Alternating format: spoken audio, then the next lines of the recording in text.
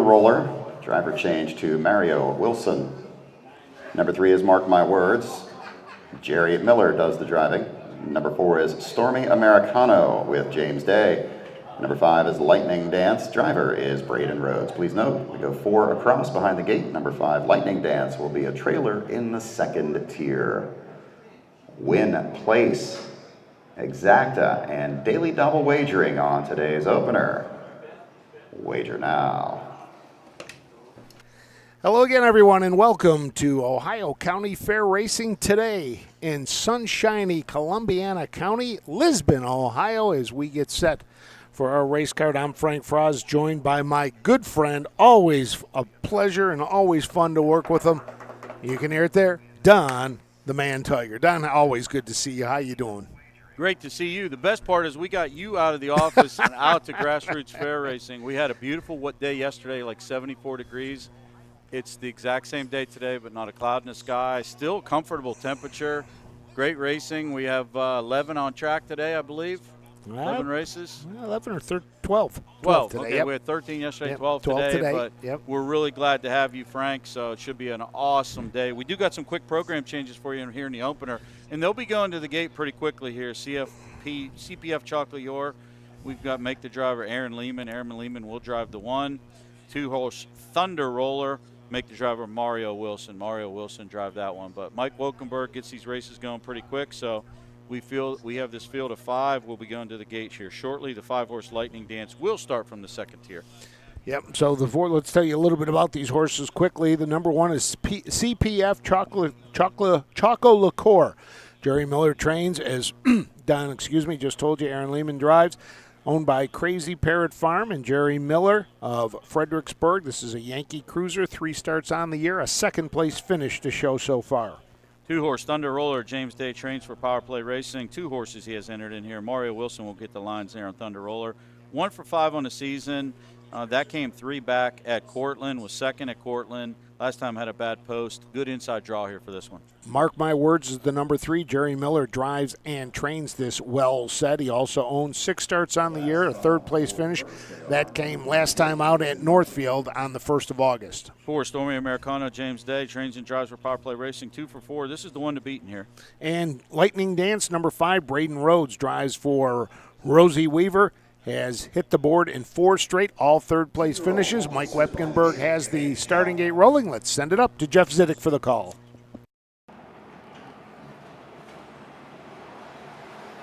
And they're off. Quick start for the 4. Stormy Americano going for the early lead to the inside, trying to hold position. The 1, CPF Choco Liqueur, racing off stride on the outside, making the break.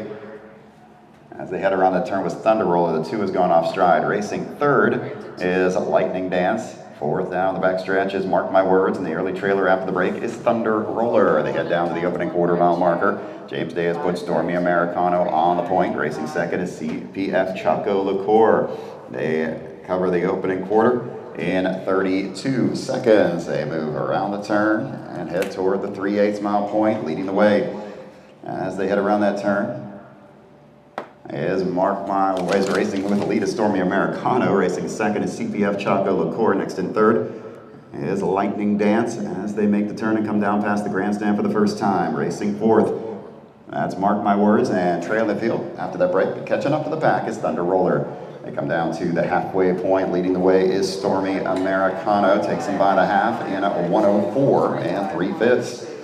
Racing second, making the move to the outside, here comes a Lightning Dance. Staying to the inside, and third is CPF Choco Liqueur. 4th is Mark My Words, and make another break in the same spot as Thunder Roller. Down the backside, they head to the 3/4 marker. It's about a quarter-length lead now for Stormy Americano. Big challenge here from Lightning Dance on the outside. Racing third to the inside, CPF Choco Liqueur. 3 wide, there goes Mark My Words, making the big move as they go by the 3/4 in 1:36. They're into the final turn. Stormy Americano taking on all challengers, now trying to hold off a big challenge from Mark My Words. Racing third to the inside is CPF Choco Liqueur. Backing off 4th is Lightning Dance. Thunder Roller trails top of the stretch. They turn for home. Bringing him into the lane, Stormy Americano on the outside, still trying to get there is Mark My Words. Through the stretch, it's Stormy Americano on the outside, Mark My Words, but it's Stormy Americano in front, very close for place in 2:06.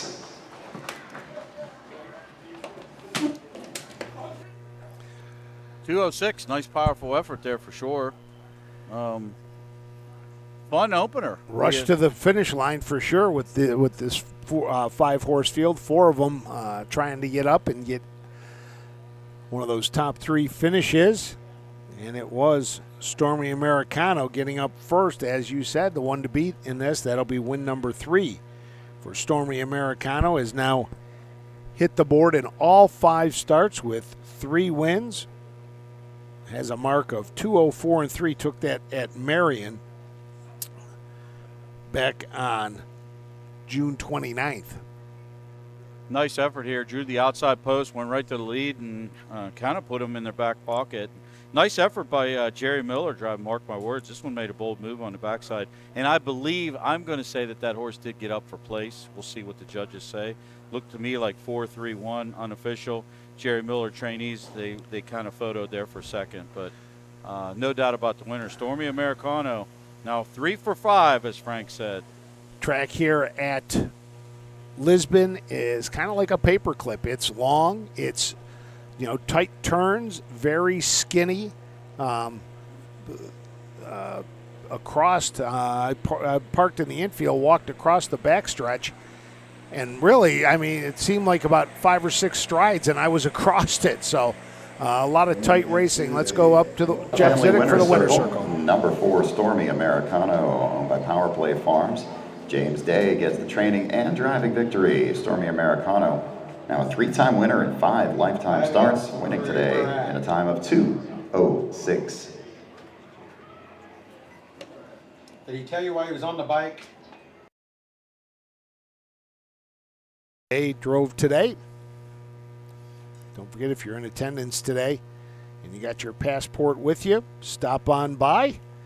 I'll give you the initials, and then if you need one, we've got some here. Well, this one's pretty abused already, isn't it? Well loved. Thank you. Objection 5 against 3. Possible interference in the final turn. Once again, we have a driver's objection that has been filed by the driver of the 5 Lightning Dance against the driver of the 3 Mark My Words for possible interference in the final turn. Please hold all tickets. So we'll wait and see the objection. 5 against 3, Lightning Dance, Bryden Rhodes. An objection against number 3, Mark My Words, and Jerry Miller for interference in the final turn. And so I can see Mike Wepkenberg out of the starting gate, waiting to talk to the different drivers. James Day heading out over on that side, back to the Paddock. paddock. That's what it's called. Back to the paddock. See, we don't have you out Barnes, here all the I know time, it's just been. We don't have to been deal busy, with so. desks and No, I computers know. today. You You're got- back out here and You got getting that. this Well, nice I mean, fresh you're sitting air here and with your nice iPad, and me, I'm back to old paper and 37 different I color, prefer that way. 37 Yeah. different color markers, so we I can love doing that. see what's going on here. This is the first of 2 divisions for the 2-year-old Colt Pacers. Each division going for $6,887. This one's going for $6,887. Total purse $13,774. Racing today in the Home Talent Colt Stakes, one of 4 circuits we have in Ohio.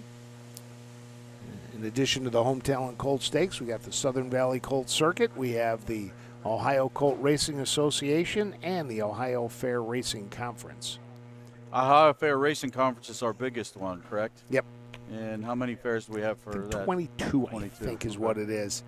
In fact, And see Home where else- Talent is 12? Home Talent, no, Southern Valley's 12. Southern Valley Yeah. is 12, okay. Yeah. So let's see. We've got taking a look here. Besides today, we also have racing at Wapakoneta at 6 o'clock this afternoon. And then tomorrow we got the makeup of Bowling Green racing at I believe it's 10:30 tomorrow morning, and then Wapakoneta at 6 and Xenia at 6:30. So a lot of racing on Wednesday. Waiting to find out about this. So right now the judges are down checking out everything with David Statz, our presiding judge, taking a look at the phone to see what they can see. And it's kind of tough here, Don. It really is, because across the backstretch you've got the stands, so you for the tractor pull and the demolition derby, so you're looking over that. Then when you get past that, you got 2 gorgeous trees or 3 gorgeous trees that block something. Then when you get down around that turn, it's kind of tough because you got a tree, you got a bandstand, you got the winner's circle before they get to the halfway point in the turn when you kind of pick them up again. So, but it makes it tough because our video too, we only have one camera angle here, Yep. so we lose a lot of that, as Frank said. But that's where the eyes from Mike Wilkenberg and obviously our judges who are up in the grandstand with us, they're perched up high. Everybody gets a chance. Plus, we have the ability to talk to the combatants in the race to see exactly what happens. It's like, and it's like Susan says, being a fair judge is one of the toughest jobs around. Yep. So it looks like they have decided, and they are going to head back up, tell Jeff Zidek what's going on, and we'll wait for the call. No doubt about the winner, though. Yeah, 4 is going to pay at least $360, $380 to win. So we got more problems than that. Okay. All right. We'll let those guys work on it. Okay. Yep. I did not know that. Okay. Interesting. That other voice you hear? Or were you live or not? Oh, you were live. Okay. Steve was not live. We can hear him. You cannot. Turn your mic on and chime in. That's what that thing hanging off the side is for. Saying he's got a sore throat now. So now we may have some. I see a meeting of the minds up there, Yep. so maybe it's not as clear and cut favorite as we thought. Well, we're definitely going to figure out. That's their job. Our job's to talk about it. So another picture-perfect day over here, though. We've had 2 very nice days here. Cannot beat it. Yep. 10 a.m. tomorrow morning at Bowling Green, I've just been told. Hey, I was trying to give everybody a little half an hour of sleep, a little more sleep. But 10 a.m., so that makes for an early call for some of these trainers, Very early call because you got to be there early for Lasix. You got to get checked in, got to train or warm up a little bit. That could be a 4 in the morning, 5 in the morning day, depending on where you're shipping from. We've got a great crowd out here today. This is even better than yesterday's crowd, Frank. We had about 60 to 80 people today. I would say we're about 140 we're somewhere a lot around higher, there. and I know there's a lot of people under the grandstand too that were, coming up. They were finishing up their lunches and coming on up to watch some of the activities. Still a lot of discussion going on. We got some. There is pari-mutuel wagering here today, too. We had $48 in the win pool, so if you are local, come on down and pour it in. The locals here were very sharp yesterday, Frank. I believe we had like 9 or 10 favorites win, so the locals were right on top of it. Sprinkled in with a couple long shots. I think we had a $21 winner yesterday. Oh, there you go. That's not too bad. Yeah, a lot of people in the fans betting, and it was good. Makes for a fun day, and makes for a great day. And even if our some of our fairs where we don't have pari-mutuel wagering, we still have everybody down below in their little groups of friends, wagering, picking a horse. If there's some people, there we go. Let's go up to Jeff. The objection has been disallowed. It's all right. The 5 against the 3. However, upon review of the video, it was determined that number 4, Stormy Americano, made a bit of a break at the top of the stretch and interfered with number 1, CPF Choco Liqueur. Number 1, CPF Choco Liqueur has now been placed the winner. Number 4, Stormy Americano has been placed back to second. Thanks, Mike. Once again, number 1, CPF Choco Liqueur finished second, has been placed first. Number 4, Stormy Americano, finished first, has been placed second for interference while on a break.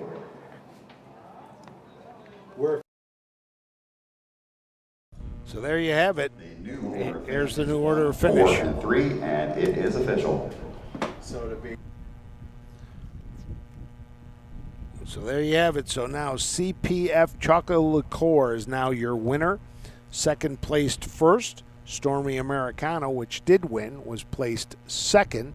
In fact, it looked like CPF Choco Liqueur had made his way over to the winner's circle for a picture. I think that's him right there.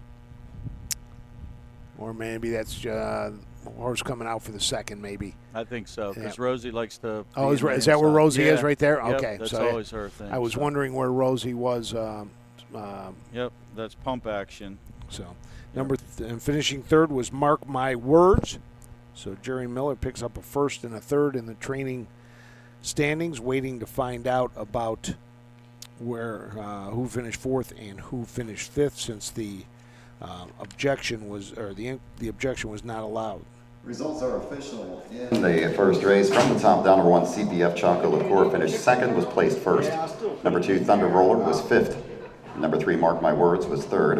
Number 4 Stormy Americano finished first, was placed second. For interference while on a break, number 5 Lightning Dance was fourth. Top down, 2 placed 1, 5, 3, 1 placed 2, and 4 on the bottom. Opening quarter was 32 seconds.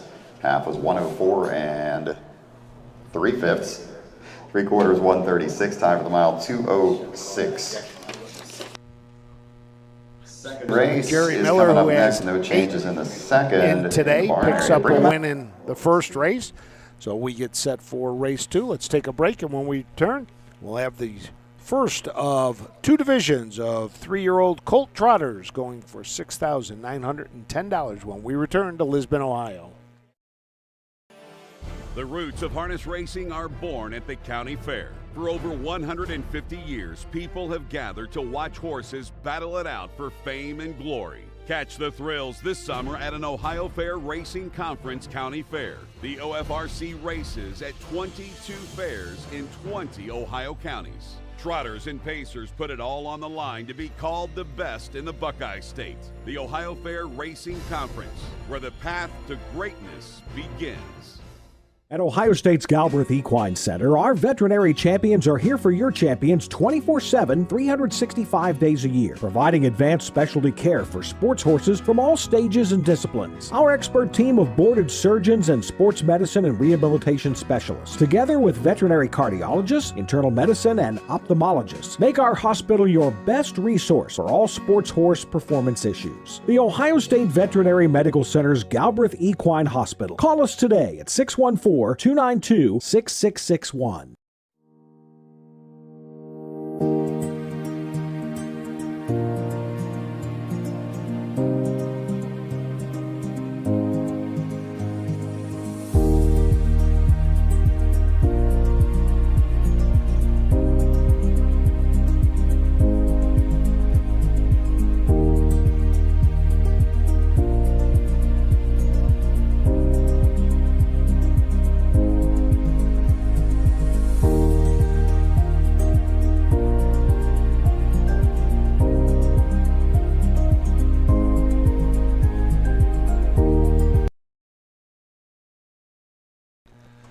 Welcome back to the Columbiana County Fairgrounds in Lisbon, Ohio, northeast part of the state. If you're not familiar with where Lisbon is. So we are here today, 13 races, 1 already in the book, exciting finish, exciting judges changes. So we're off to a good start today. And getting ready now for the second race on our card today. We are in the middle of our summer season. Just a long summer for county fair racing. Total of 66 county fairs we race at. Today, 50 horses are scheduled to go to the gate. We only score 4 crossed here. As Frank alluded, this place is, every circumference is different. Some of them we have almost like true ovals. This one's a paperclip. Very long straightaways, very short, tight turns. We don't get too many snappy miles, but you do got a long stretch to make the battles pretty interesting, like the first race there, where I thought the 3-horse, much of the race looked like he was going to get up and win. The 4 dug in. The 1 was up the rail. 4 of them right there at the wire. Made for an interesting finish, plus a little bit of nostalgia with the judges mixing up the order of finish there slightly, but fun place to be. Don and everybody that's here does a great job with this fair.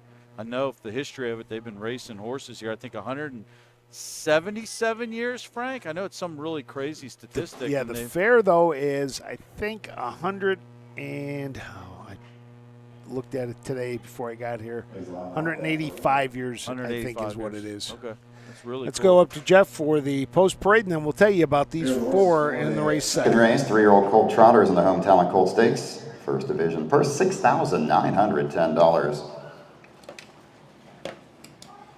Number 1 is Kanye Catch Me with Case Bateson driving. Number 2, Pump Action with Braden Rhodes. Number 3, Red All Over, Chris Hirschberger drives. And number 4 is Don't Dawdle Dude. Driver is Barney Dillon. That's your field for the second race. Win, place, and exacta wagering. Wager now.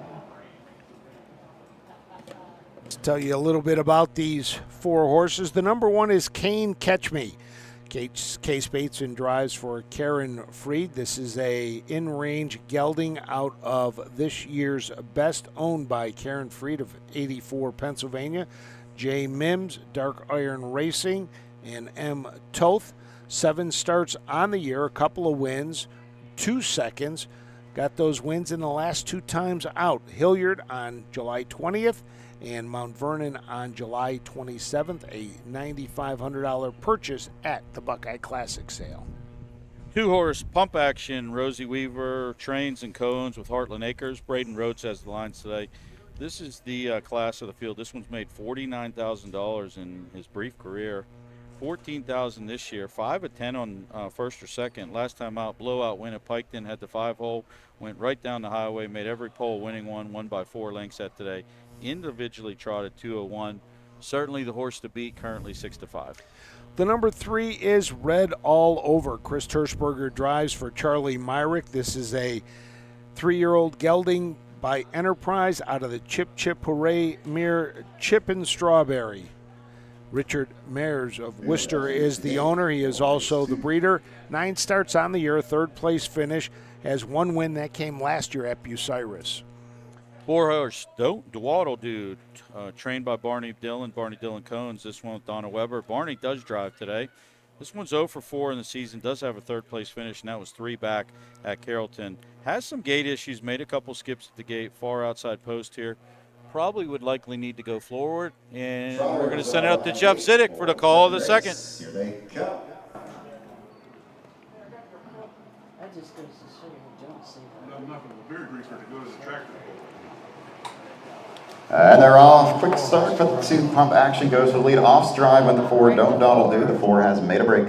Into that first turn is Pump Action with the lead. Racing second is Kanye Catch Me. Racing in third, that's Red All Over. And the trailer after the break is Don't Dawdle Dude. They head down the backside of the opening quarter-mile marker. Braden Rhodes has put Pump Action on the front. Racing in second is Kanye Catch Me. Off stride went Red All Over. The 3 made a break. And the trailer is Don't Dawdle Dude. Over to the opening quarter-mile marker. They're in 32 seconds. And to that far turn, it's Pump Action with the lead. Kanye Catch Me is second. Racing third is Red All Over. And farther back, 2 Don't Dawdle Dude. They head around the turn. They'll come past the grandstand on their way to the halfway point. The leader is Pump Action. Kanye Catch Me is second. Racing third is Red All Over. And Don't Dawdle Dude is at the back. Coming down to the halfway marker, the leader is Pump Action, going for that 3rd win of the season. Will reach the half mile in 1:03 and 4/5.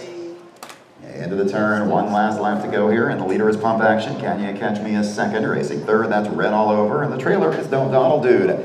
Down the backside, no challenger up top yet for Pump Action. Comfortably out on top by about 4.5, making 5 lengths. Racing second is Kanye Catch Me. Third is Red All Over, and the trailer is Don't Dawdle Dude. No pressure here for Pump Action. Continues to lead this field. Takes him over to the 3/4 marker. And 1:34 and 4/5 into that last turn. It's been Pump Action from the start. Kanye Catch Me has some ground to make up, slowly inches closer. Racing in third is Red All Over. Don't Dawdle Dude trails. They're at the top of the stretch, and they turn for home. Pump Action continues to lead the way. Kanye Catch Me is second. Red All Over is third, but through the stretch, Pump Action is in command. Kanye Catch Me's making up ground, but not enough. It is Pump Action going the distance for the win. Time for the mile, 2:05 and 2/5. 205 and 2/5. Pump action all the way. Braden Rhodes took the lead, never looked back, got every call, and an easy winner in 2:05 and 2. Case Bateson finishes second, so the two young guns, the 21-year-old Rhodes and the 24-year-old Bateson, go 1-2, followed by Red All Over and Don't Dawdle Dude, which both made breaks. Yeah, nice effort by Pump Action. Shockingly was the third choice in here at 9-5. I thought this one should have been odds on. One of the few over this two-day meet that the public got wrong. This one will return at least $560 to win, but right down the road, never looked in doubt. I will say Kanye Ketchme did make a little bit of a challenge in the lane, but unfortunately the race was over at that point in time. 2-1-3 unofficial. These turns are so tight, Don, that you kind of watch them that they almost look like NASCAR drivers. They go out wide and kind of swing it back in on the turn. And, if you've got a horse that can cut a turn pretty tight, you might have a shot to shoot down the inside, pick up some ground. But that time it was all Pump Action. The gelding by Long Tom out of the Jailhouse Jesse mare, Jailhouse Jenny.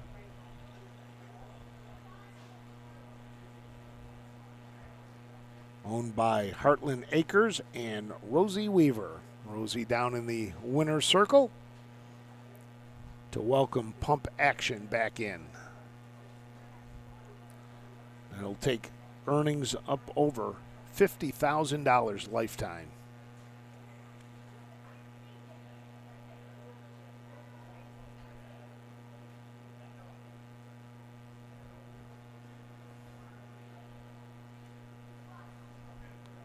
Paul Lees, our speed superintendent down there in the green shirt, presenting the trophy to Rosie Weaver. And every winner here gets a trophy, I believe. Yeah, that's neat. I like that. They leave the R.F. Wilk Family Winner's Circle. You know what it's like with all those trophies. Charlie May got you a new house, got you a trophy room. And, the nice thing about the trophies is they're always there. Yeah, they are. A lot of good memories. So we'll get the rundown here from Jeff Zedek.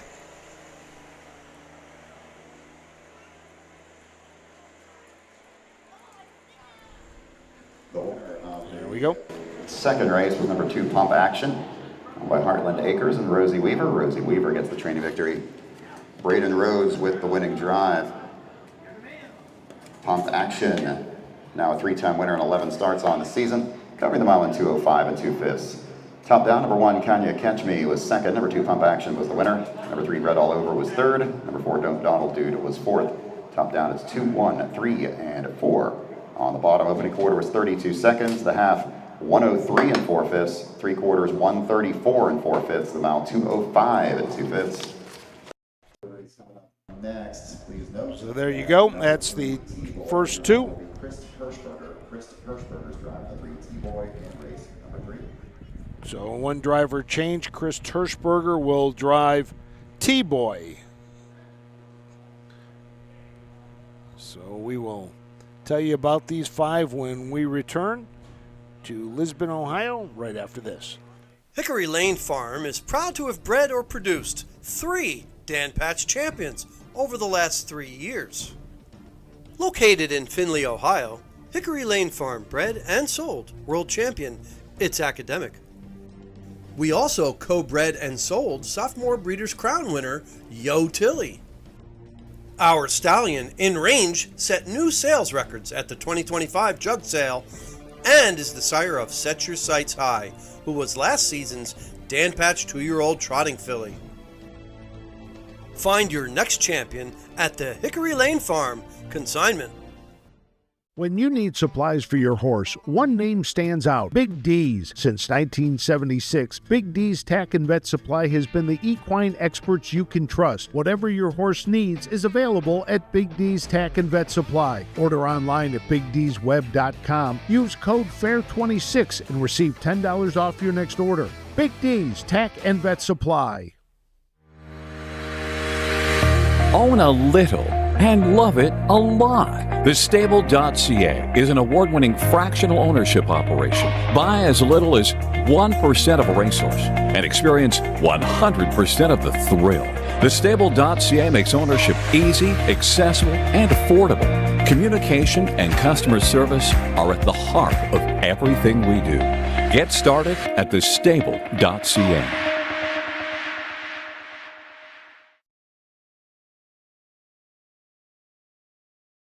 Welcome back to Lisbon, Ohio, as we get set for our third race on the day, the first of 4 divisions in 2-year-old colt trotters. This division will go for $3,852. We'll have 5 go to the gate. We did have 1 driver change. Braden Rhodes was named on 2 horses, and he will give way on the 3 to Chris Terschberger, who will drive. As the horses are getting ready, we got a few more that have warmed up. A couple of them getting ready to now come on the track as we get set for this, the third race. It's funny, Don, all these races or all these fairs that you go to, you always look for that one food, that one thing here. That's the biggest thing I miss about you, not being on the road with us, is Frank's Fair Report. And I'm going to have one today later, so okay. I did have something. But I was going to say, Charlie Myrick introduced me to the dairy barn on the other side. And I look, because Charlie had one in the first. He's done, or in the second. He's done. He's on his way out of here and making a stop at the dairy building before he gets out of here. And you know it's a good place when you get there and there's a line, already out of there. And there's one here. So 1 year, I think it had to be 2 or 3 years ago, we had weather and we had a delay, and they brought them over. Oh. Yeah, we were fortunate to get yeah. strawberry chocolate shakes, and they brought them over while we were on delay, so we have had that. I want to let you know, though, I have carried the tradition. When we go certain places, I still bring up the horseshoes and the golden horseshoe. I still tell everybody about it. I never had it, but the Croton burger. Croton Trojan burger. Croton Trojan burger. I still talk about that. But probably the 4 or 5 horseshoes, whatever we call it, is Zanesville, the Cattleman sandwich. Cattleman there, Urbana if you're there. The pork wrap is unbelievable. Croton's coming up August 14th and 15th, 12 noon post time, both days. And I will tell you, from the size of Frank's belly, you should go get a Croton Trojan burger. I'm down a few pounds lately. So I've been trying hard. Will you go to Croton this year? Yeah, I'll figure a way to get there. There you go. Good deal. Good deal. Even if they're not racing, just to get the Trojan burger. So we got the horses are out onto the track for the third, waiting for Jeff Ziddick to call them out for the post parade. Now, Jeff is replacing the legend, Roger Houston, because Roger is over in Dublin for the Vincent Delaney. And it was funny, I was watching the Bowling Green broadcast, I think it was last night, and Roger has a horse that he co-owns with Rosie Weaver and raced last night at Bowling Green. And Susan made the comment that she wondered if Roger was awake and said, oh, yeah, Roger's probably awake, no problem. Well, about an hour after that, I get a text from Roger. So, yeah, he was awake. The man never sleeps. I'm convinced of that. Yeah, he doesn't. I've traveled with him before. He doesn't need much sleep. Right. How did the horse do? I think it won. Oh, perfect. I think it did. First or second. Okay, so good. It's about 7:30 over in Ireland right now, somewhere in that neighborhood. So Roger probably getting back from a dinner of haggis, maybe. You never know. Something like that. But he is a couple of young lads were jumping from bench to bench on the metal bleachers. Mom didn't like it. Mom kind of got into him pretty good. Just told him to walk, quit jumping. He's got 3 of them that she's keeping in line for sure. And that's the thing about these county fairs is it's family. It's whether it's getting there and camping out at that. I had the opportunity on Saturday night at Scioto Downs. Brian Baldridge, the Ohio Director of Agriculture, came out. It was Ohio State Fair Stakes, and there's a race named for the Director of Agriculture. So he came out and presented the winning trophies and had the opportunity to talk to him just about agriculture, the county fairs, the Ohio State Fair that's going on right now, and he was just talking about growing up, how he showed animals when he was younger. He's from Southern Ohio, and that tradition continued with his family. And they have a camper, and he has a camper out at the state fairgrounds, and he's there the entire time of the state fair. So, and a lot of neat things at the state fair this year. If you're going to head over that way, make sure you check out the new Ag building and the Imagine Ag display. We've got some harness racing displayed in the Ag building this year. It's a beautiful, brand new building, just finished right before the fair. And they've got the new First Lady's Carousel, which has a mural to the Little Brown Jug. It was handmade. All the animals in the carousel were handmade at a company in Marion, Ohio. So make sure you stop out and see those things for sure. But it's going to be a great state fair. Weather looks pretty good. Like Saturday, it was supposed to rain all day. We had a lot of festivities scheduled at Scioto Downs, but because of the rain, they decided to cancel them. We're going to bring everything back on August 28th. We'll have corgi races that day. The OHHA will do their TV and tickets giveaway. So we'll have a lot of fun out there as we get set now for the post parade for the third. Let's send it up to Jeff Zidek. One pig's fried. One or the other? There he comes, so he'll be just me. That's the silly stuff I like. Horses are on the track and bringing the post with the third race. Their 2-year-old Colt Trotters Hometown Colt Stakes purse $3,852. Number 1 is My Little Mickey with John Wengard. Number 2, Royal Dublin, driver Jimmy Smith. Number 3 is T-Boy, driver change to Chris Hirschberger. Number 4 is Liam's Prize, driver is Braden Rhodes. And number 5 is Diamond Fashion. Starting in the second tier, driver is James Day. That's your field for the third. Win, place, and exact the wagering on today's third race. Wager now. Let's tell you about these 5 horses. The number 1 is My Little Mickey. John Wengard drives and trains for Mark Troyer. This is a Muscle Diamond gelding out of the Big Rigs mare Big Trixie. One start that came at Mount Vernon, made a break, finished 5th. 2-horse Royal Dublin, owned, trained, and reined by Jimmy Smith. This one's 2 starts on the year, 1 second, 1 third. Jimmy and his dad Jack really bring horses along nice and get foundations in them. The son of Uncle Peter is only going to improve, has a nice inside draw here today, and he's offering a nice 7-2 win mutual. The number 3 is T-Boy. Chris Hirschberger picks up the drive for Bill Rhodes. This gelding is by Volstead out of Teason and Pleasin. David Beachy of Berlin, Ohio owns. This was a $2,500 purchase at the Buckeye Classic sale. 4 starts on the year.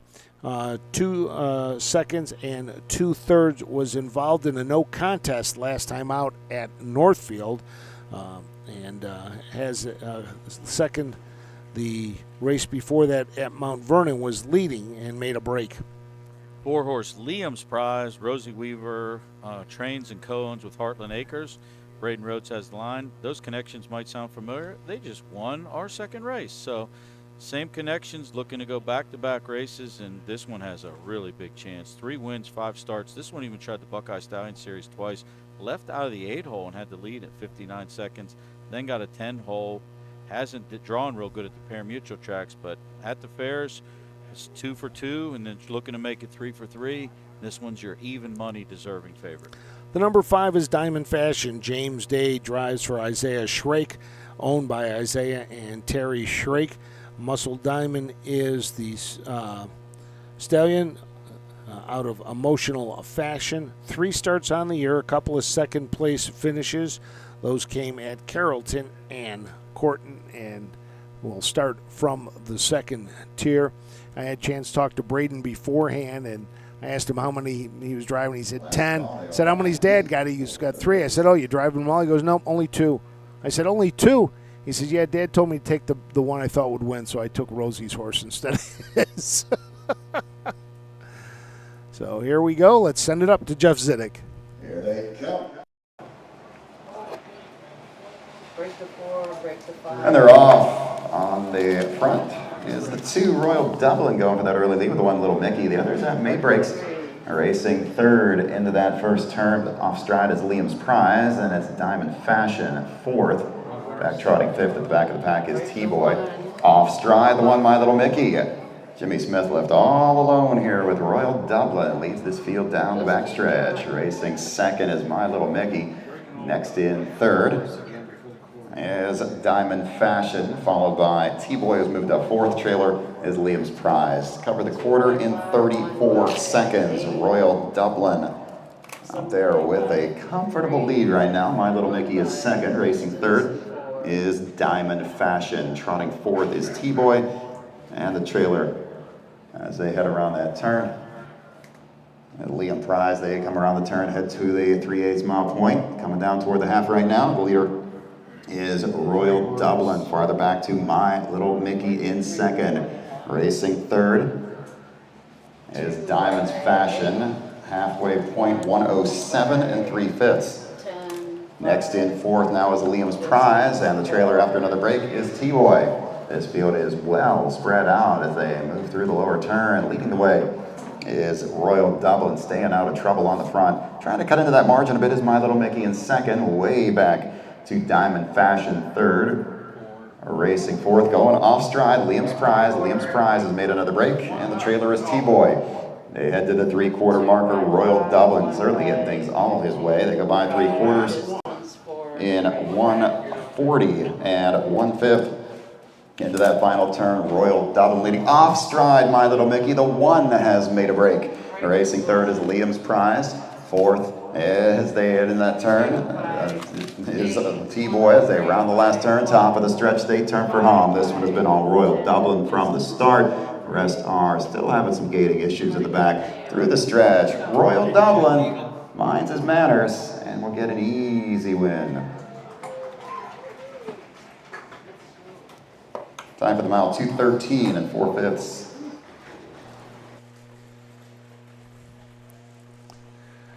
Well, that is definitely a hold all tickets for all the breaks except for the winner, Royal Dublin. The only one that was able to stay flat and comes home the easy winner. We've had that discussion numerous times, me and you, other people on the air as well. If you've got a trotter and he can stay flat, that's how you can make your money. This one was the only one that minded his manners, and there's no bigger fan in Jim Smith fan club than Don Tiger. I've known Jim Smith for him and his dad Jack for 30-some years. They used to race at the Meadows. Jimmy moved over here probably about 20 years ago, and he's been a stalwart on this Ohio Fair circuit, and he's good with trotters, and he's good with bringing horses along. The cool part about today is he's picking up $1,900. And it all goes to him. How many people could Yes, say they it made does. $1,900 today? But Drives, Jim drives, and owns. And so. owns. So, yep, you're exactly right. Gets it all. Good day for Jimmy Smith. Good to be Jimmy Smith today. But Royal Dublin, very mannerly today, well rated. They don't have any the check doesn't show the time or what happened behind them. It just shows that you won. So Three effort. times out, 3 times on the board. A first, a second, and a third. As Jimmy Smith makes the turn. Around the first turn, we'll now head to the winner's circle.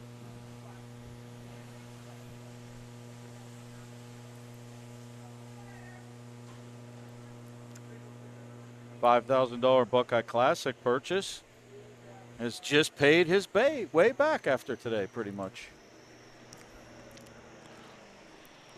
Just a 2-year-old. This is the first of 4 divisions that we will have today.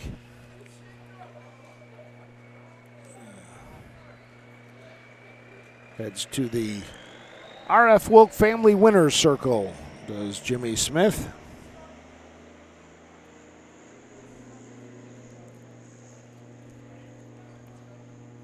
get some help from the caretaker.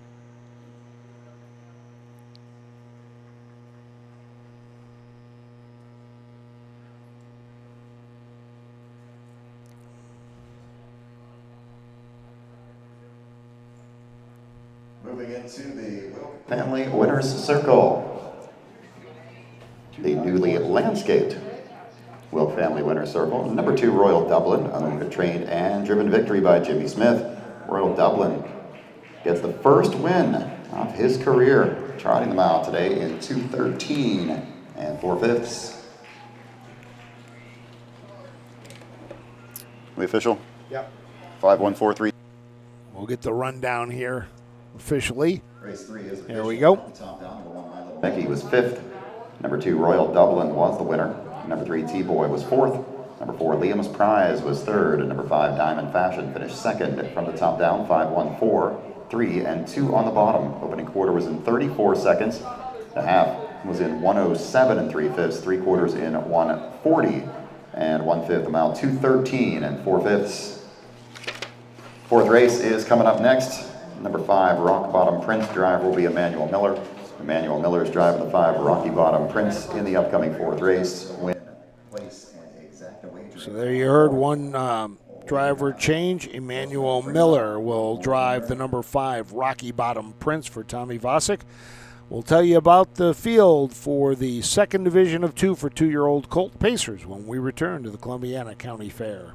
Don't miss the North American Standardbred Mixed Sale in Mount Hope, Ohio, December 18th. Only 2 sales in and already gaining attention across North America. This exciting young sale specializes in high-quality racehorses, broodmare prospects, and stallion shares with industry-leading pedigrees. One of our exciting graduates is world record holder Allegiant, headlining a growing list of successful sale graduates. Last year's sale topper was refined at $260,000, followed by Stardust Volo at $250,000. Visit the North American Standardbred Mixsale.com and join us December 18th in Mount Hope, Ohio. It all begins with a dream. In Ohio's lush pastures, a foal is born with the heart of a champion. Through dedication, care, and generations of world-class breeding, that spark grows into raw power. Today, Ohio's Standardbred industry offers nearly $24 million in purses for Ohio breds, drawing the best and rewarding the brightest. Breed, buy, race, and win in Ohio. Back at the Columbiana County Fair in Lisbon, Ohio, Frank Froz along with Don Tiger, Steve Ulrich working the camera today. Glad to have you along for County Fair racing. Big week of racing in Ohio. We have Ohio Sire Stakes action and Buckeye Stallion Series action this week. Thursday at Scioto Downs, we'll have the third leg of Sire Stakes action for 2-year-old Colt and filly trotters. Then on Saturday at Northfield, we'll have the 2-year-old Colt and the 2-year-old filly Pacers will be in action at the Flying Turns. And then in Buckeye Stallion Series today, or this week on Friday at Scioto Downs, it'll be the 4th division of 3-year-old filly Pacers. And then Sunday at Northfield, it'll be the third leg for 2-year-old filly trotters. So big week of racing in the Ohio Sire Stakes and the Buckeye Stallion Series. And not to be outdone, we've got a lot of fair racing this evening at Wapakoneta, post time 6 o'clock. Tomorrow, 10 o'clock at Bowling Green, 6 o'clock at Wapakoneta, and then 6:30 at Xenia. Thursday, we've got the second day, 6:30 post time at the Greene County Fair in Xenia. Then Friday, a doubleheader at Athens. Post time is noon for the opening session, and then 5 p.m. for the second session. And then Saturday, a day off for the Ohio Harness Horsemen's Association Fair Cruise, but they'll be right back at it on Sunday for a noon post time down at Chillicothe, as well as a 5:30 post time at Mansfield. So a lot of racing going on, and don't forget, if you've got your passport, stop by our broadcast location, and we'll give you the initials in the circles, and then you'll be able to be entered in for some great prizes and drawings that we will offer as the race season goes on. And this year, as you get to different fairs, we will have the prizes for you.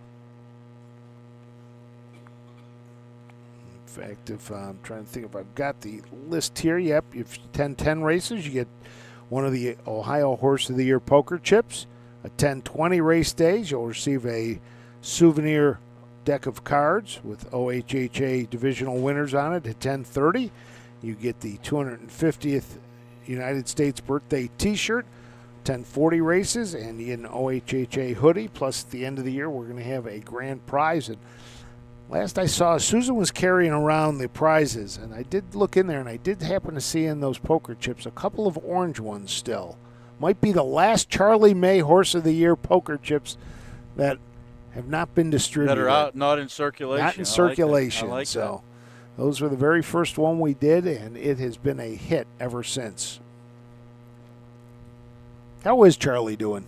He's good. He's good. Yeah, I mean, we've had some problems with him this year, some sickness, and he's kind of over that now. I mean, he's actually we were playing catch-up last couple of weeks trying to get him fit, but I think he'll be fit in his next time he goes to the gate. And there's still some nice Ohio state-bred races coming up that we'll probably attack. So is he 7 now? He's 8. He's 8 now. Yeah, he's 8.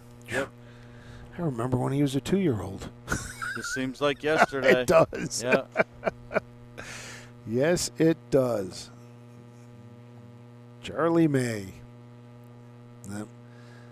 One of Ohio's favorites, without a doubt, and a lot of it to your credit, Don. You were a big advocate for the horse and for harness racing in Ohio, and just how much fun it is to be at the fairs and be here for racing wherever it is in the Buckeye State.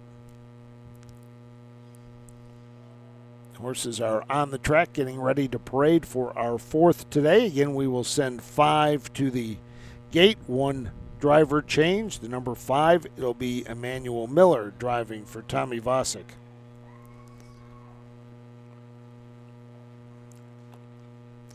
Three in the books, 3 different trainers, 3 different drivers with wins. It's great to see some fans lining the fence on the back stretch. Enjoy them. As Don said earlier, great crowd here on this side of the broadcast under the grandstand. Send it up. For a purse of $6,887. Here's the field. Number 1 is Rose Run Clyde. Braden Rhodes is in the bike. Number 2 is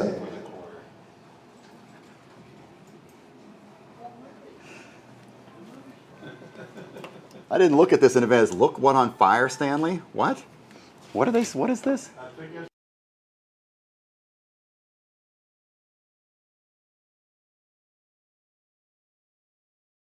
James Day. Number 3 is Opportunity Knox. Chris Hirschberger, the driver. Number 4 is CPF Fame. Driver is Case Bateson. Number 5 is Rocky Bottom Prince. Driver change to Emmanuel Miller. Win, place, and exacta wagering on our 4th race. Once again, Emmanuel Miller is driving the 5 Rocky Bottom Prince. Wager now. There you go. That's the behind the curtain, like the Wizard of Oz. What really happens to the broadcast booth when you see a name like that and you go, "Oh, geez!" when there's no spaces in there, and you got to try to figure out what it is. And knowing Jeff right now, he'll be looking the rest of the program just to make sure nothing trips him up.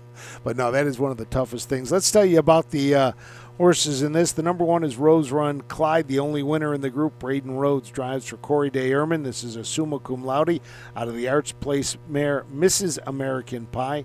Cap Equine Estates of Youngstown is the owner. A $17,000 purchase at the Ohio Select Sale.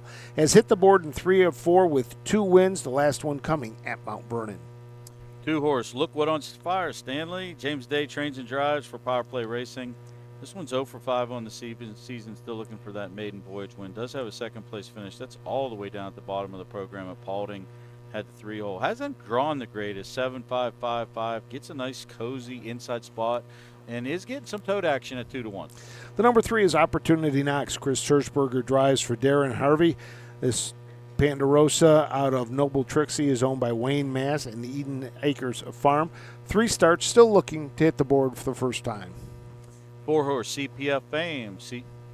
CPF for the Crazy Parrot Farm. Robert Barry's trains. Case Bateson has the lines 0 for 4 on the season. Shows a break last time out. Another one that has not drawn too well. 4-4-8-6. Here they come. And the 5 is Rocky Bottom Princeland. Set it up to Jeff Zidek. And they're off. That's the 1, Rose Run Clyde, stepping out for the lead with the 2, Look What's on Fire Stanley, racing third into that first turn. As they head around that turn, as Rocky Bottom Prince, next in fourth is CPF Fame, and the trailer following a break behind the gate as Opportunity Knocks.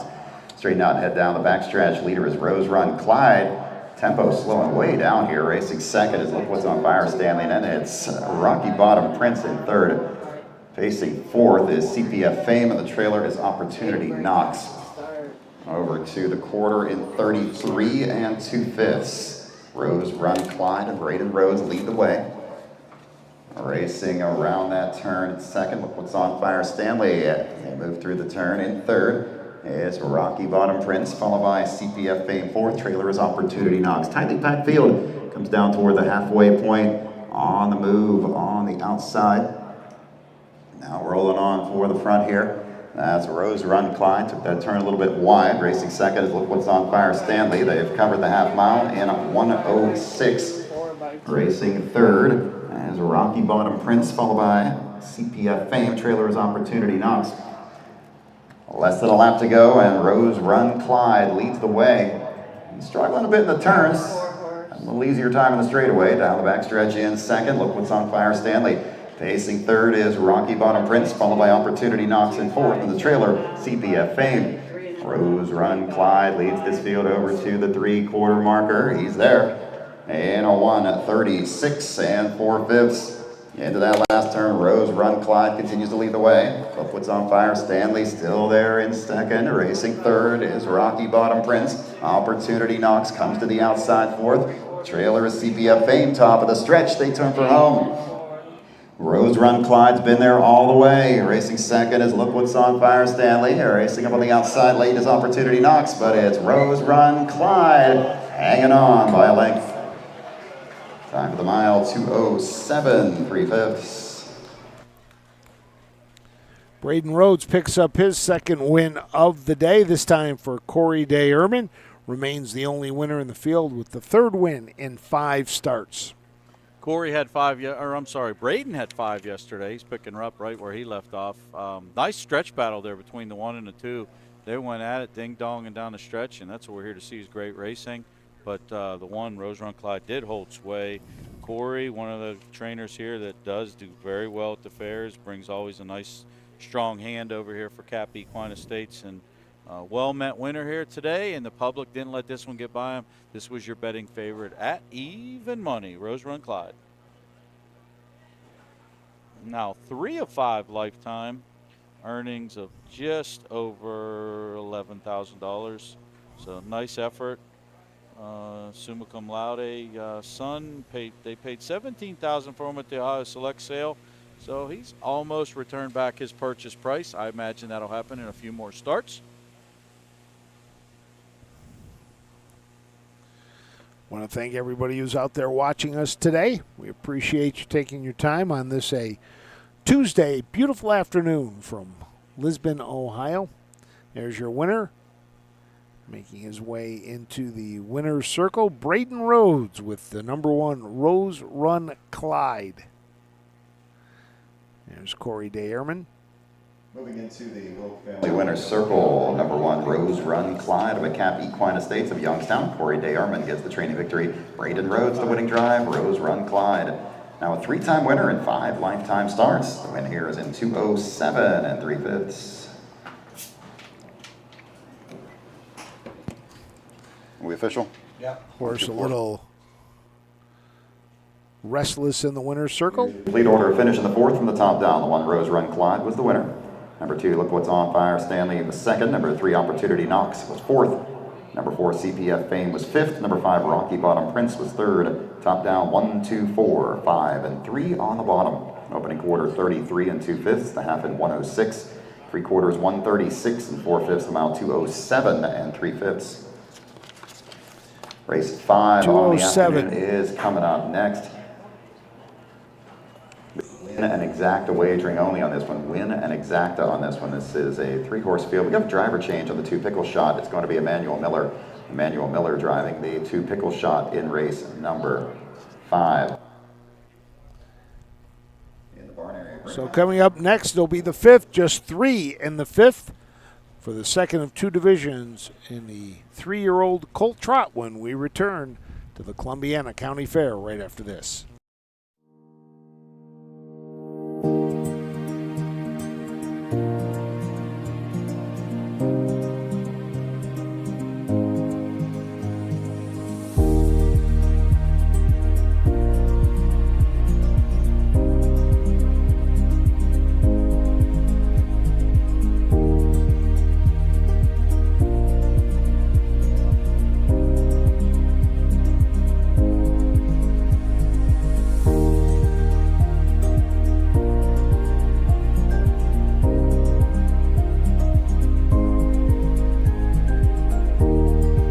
At Ohio State's Galbraith Equine Center, our veterinary champions are here for your champions 24/7, 365 days a year, providing advanced specialty care for sports horses from all stages and disciplines. Our expert team of boarded surgeons and sports medicine and rehabilitation specialists, together with veterinary cardiologists, internal medicine, and ophthalmologists, make our hospital your best resource for all sports horse performance issues. The Ohio State Veterinary Medical Center's Galbraith Equine Hospital. Call us today at 614-292-6661. Back in Lisbon, Ohio at the Columbiana County Fair, Frank Frost along with Don Tiger bringing you all the action today. 3-year-old colt trotters, second division, getting ready to go. Field of 3 and 1 driver change. Manny Miller will be on the number 2 pickle shot. With Manny Miller, our average age of these drivers, and this is the future of Ohio harness racing, is 24.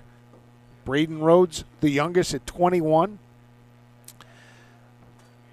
Case Bateson at 24, and Emmanuel Miller at 28 years of age. This is the future. You know, Braden told me he's got over 1,000 starts already this year. So he is driving at the fairs for a lot for Rosie Weaver, and he's also driving at the raceways as well. I know Case Bateson comes over, drives at a bunch of the fairs. He's also driving over at the Meadows in Pennsylvania. And Manny Miller, you see him everywhere. Yeah, I had a long talk with one of our top drivers in our sport, who will remain nameless, that was really high on Braden Rhodes. He thinks he's doing an exceptional job, and he was just giving me his thoughts and everything about the next generation group. And it's neat to see, but I just remember even a couple years ago, Justin Irvine, we started doing these fair broadcasts about 5 years ago. He was a stalwart over here, and he kind of, I don't want to say graduated from the fair circuit, but now he's driving mainly overnights at pari-mutuel tracks. Yep. So it's so great to see these guys grow and develop and do what they have to do and continue to get more mounts. And speaking of Justin Irvine, I had a very good talk with one of the top trainers in the sport, and he was asking me about Justin and saying that he's keeping an eye on him and what a great job he's doing, and he's starting to use him some.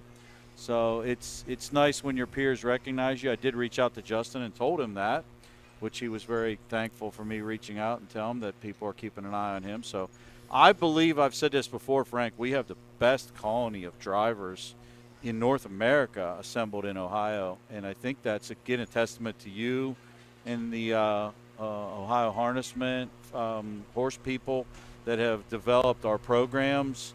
I was telling Ashley on the air that Buckeye claiming series that you guys added was phenomenal. I don't even know all about it. I want to learn more about it. It sounds like Susan knows a lot of the rules, but it seems like you have to enter at least one time for a claiming tag or twice. And then you don't have a claiming tag? Yep, you can race. If you want to get into the finals, you have to race twice with a tag. Okay. $15,000 tag. I Okay. think it is what it is. $25,000. $25,000 purse, right? Okay. And then you can waive your tag. Yep, waive them, and Okay. they become starter allowances.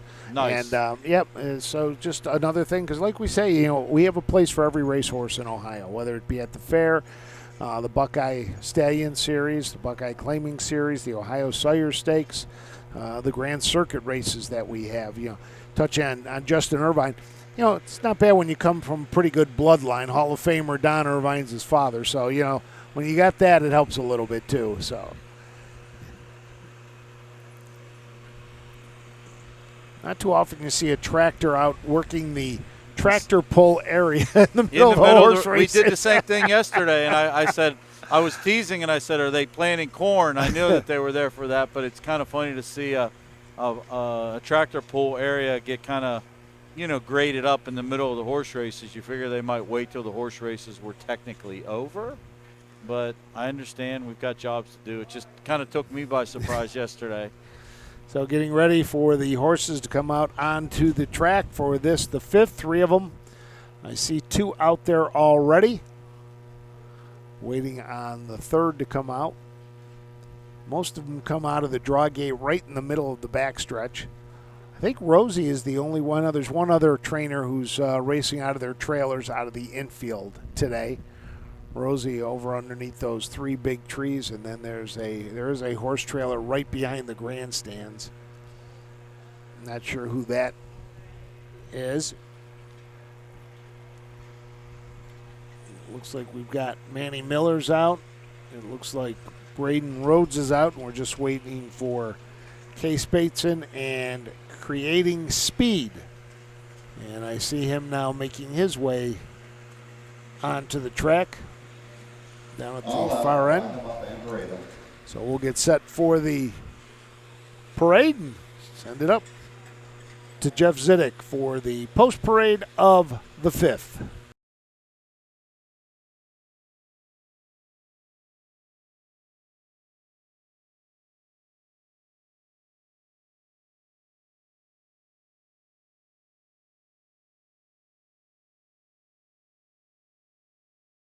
Race, 3-year-old Colt Trotters, home talent Colt Stakes event, $6,910. Number 1 is Eye Catching, Braden Rhodes, the driver. Number 2, Pickle Shot, driver change to Emmanuel Miller. Number 3 is Creating Speed, the driver is Case Bateson. That is your field for today's 5th race. Wager now, win and exacta wagering only. Horses, the number 1 is Eye Catching. Braden Rhodes drives for Michael DeRunts. This long Tom is out of Howl Me In by Don't You Forget It. Dan Richard of Tecumseh, Michigan is the owner. A $26,000 purchase at the Buckeye Classic sale from breeder Andrew Kaufman.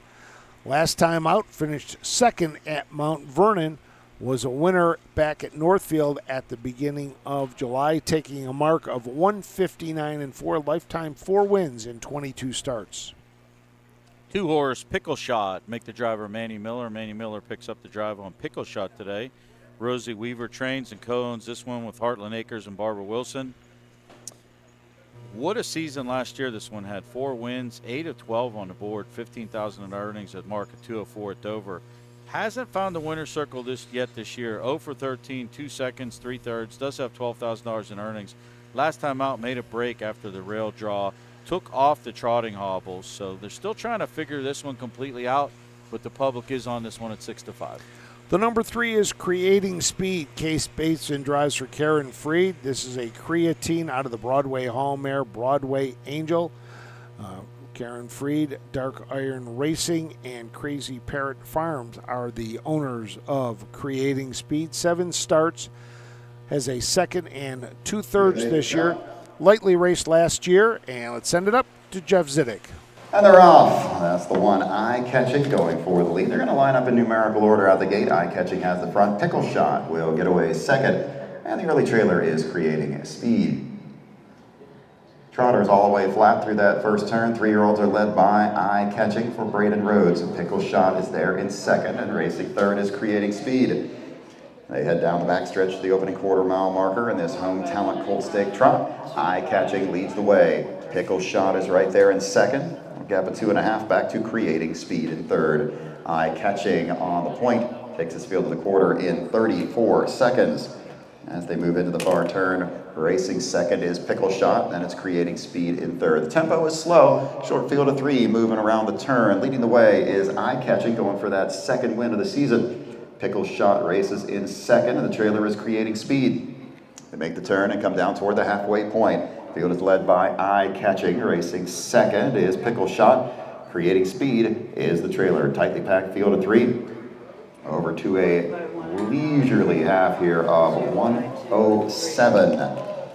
As they move into the turn, they've got less than a lap to go now, with Eye Catching leading the way. Racing second is Pickle Shot, and the trailer is creating speed. Tempo's going to pick up a bit as they head down the backstretch. The leader is still Eye Catching. Racing second, Pickle Shot starting to edge to the outside, now makes the move. Off stride as the back wind creating speed. The 3 has made a break.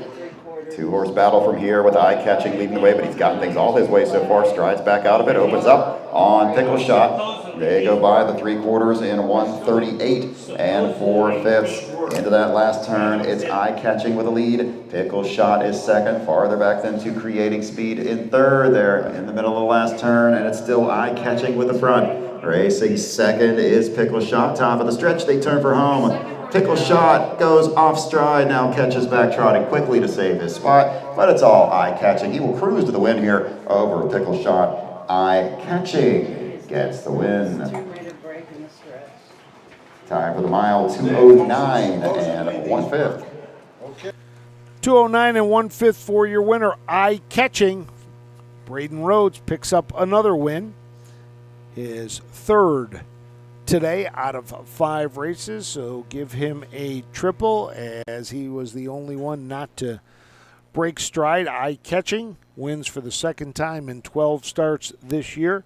Pickle Shot was second, made a break coming down the stretch, and creating speed made a break heading towards the 3/4. It never really got rolling again. Yeah, follow the driver there. Braden Rhodes had his choice of the 1 or the 2, went to Eye Catching, and the public did not. The public went to the 2. Money well spread around. The 2 ended up your favorite at even money. Second choice, Eye Catching at 7-5, made every poll a winning one. And Frank, that is an elementary race, my dear Frank. 1, 2, 3, order of finish. You know, Braden Rhodes down for 10 drives today out of the 12 races today. Yep. So he's driving 10 of 12. He'll get a couple of little breaks. And now making his way back to the winner's circle. Eye Catching, a $26,000 purchase.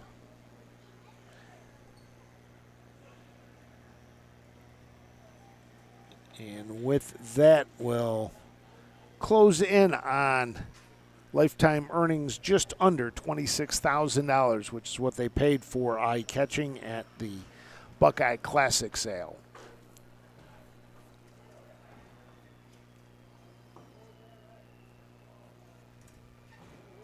Moving into the Will Family Winner's Circle, winner of this 3-year-old colt trot, number 1 Eye Catching, owned by Dan Richard of Michigan. Michael Durant's the winning trainer. Braden Rhodes, the winning drive. Eye Catching gets the second win in 12 starts this season, trotting home 2:09 and 1/5.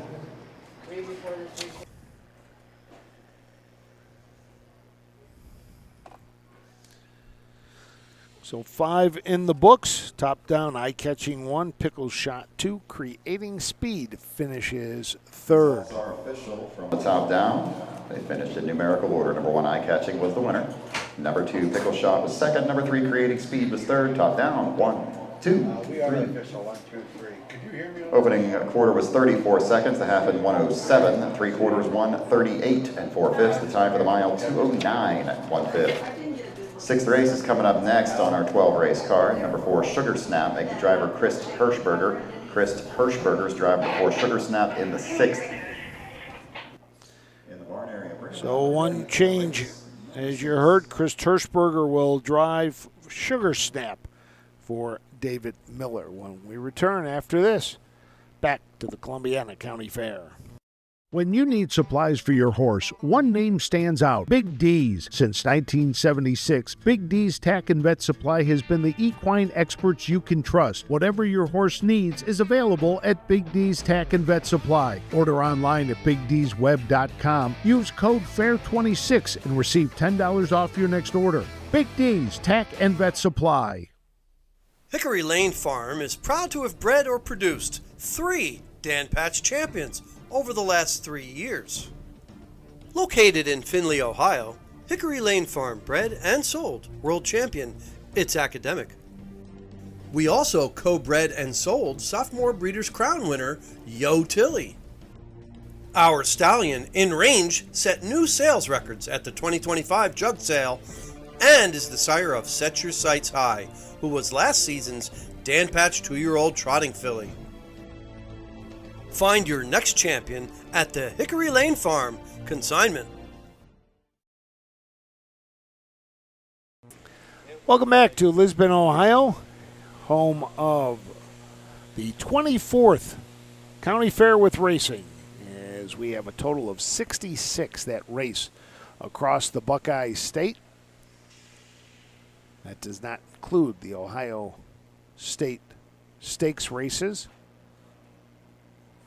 But we have 24 so far in the books. So we're almost to that halfway point. We will go to mid-October with the fair racing. The last one will be Lancaster. And all these horses are working to gather points so that they can race in the Ohio Fairs Championship, which will take place at Northfield Park on October 10th.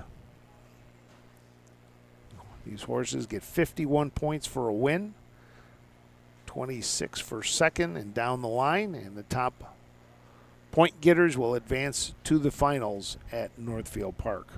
And the standings are updated on our OHHA website, correct? Yes, they are. Okay, very good. I did hear from the grapevine that we have an updated website too. We have a new website we rolled out about a week ago. We still have a few glitches we're working on, and we ask for everybody's patience as we work through those little glitches, but getting it up, getting it running. So hopefully in another couple of weeks, we'll have a lot of the glitches worked out, and then we go to phase 2 of that. And phase 2 is something I know the trainers are going to like, members are going to like. They're going to be able to update their membership online. Trainers will be able next year to nominate their horses online, we're hoping. Things we're working towards to get done. It's kind of funny as I've sat through this process. Luckily we've got a gentleman in our office, Stephen Taylor, who's talks the language with our development team, and Susan Schroeder and Kim Poma have both been very instrumental in working with them to get things done. It's not as snap finger quick as you think it is to redo a very robust website as ours is. No, there's a lot that goes into it, and we got the right people on the job, that's for sure. So I'm glad to hear it's progressing, and again, ask for everybody's patience. Wow, it gets updated and all the kinks get worked out, which anytime you flip over to a new website server, sometimes you just need a little patience. But anybody in business, if you change software inside your business, there's a learning curve and growing pains, and we're going through a little bit of that, but a lot of very nice comments on the design of it, which we're very happy about. So getting ready for the 6th race. At 4, we'll go to the gate. We do have one driver change. Chris Hirschberger picks up the drive for number 4, Sugar Snap. Logan Ebersol was named on 2 horses in this race, and Logan chose to go with Moral Victory. Speaking of Moral Victory is owned by Lee Unikiefer, who is from Columbiana. He's right. This is his home track. His sister and her significant other are here today, too, to watch the races. So shout out to Lee, because I don't see him in attendance. I have a feeling he might be at work watching our show. So good luck in here, Lee. Always nice when you can race at your hometown fair and make it even special if you can figure a way to come away with a win. Correct. And this is a horse that has 4 starts with 1 win. One of 2 in the race that has starts. A couple more horses still finishing up their warm-ups.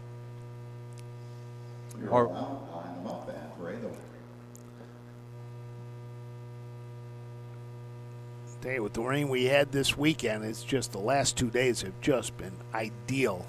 Not too hot. This was perfect. This was our best meet ever, Frank, as far as temperatures. Because we've been here, too, where we've cooked a few times. We've been here where we've had some weather. But today, mid-70s. I did hear it's supposed to start getting thermostat up again. But, I mean, as far as Lisbon goes, they got a picture-perfect 2 days. We are in the middle of August, so it's supposed to be. Dog days. Dog days, so you got to expect some heat. Let's send it up to Jeff Zidek. Hometown Colt Stakes 2-year-old Colt Trotters for a purse of $3,852. Number 1 is Moral Victory. Driver is Logan Ebersole.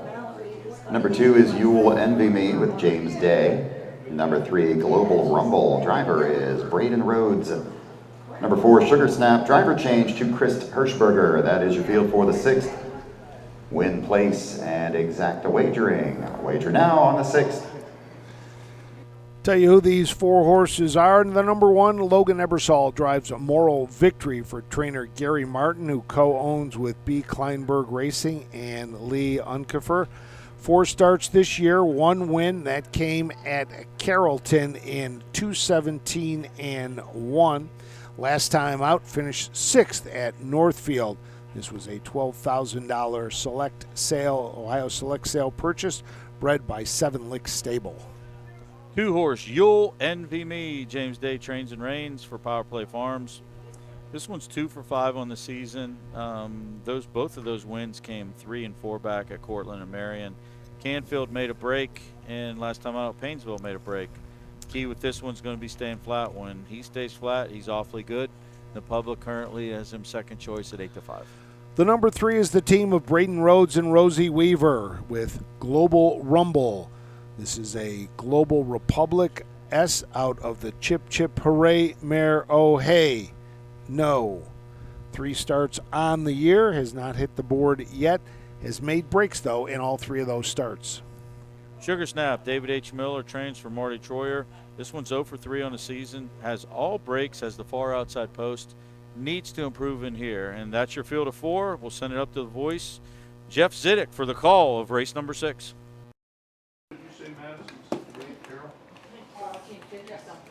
Sixth race, Trotters, here they come. And they're off.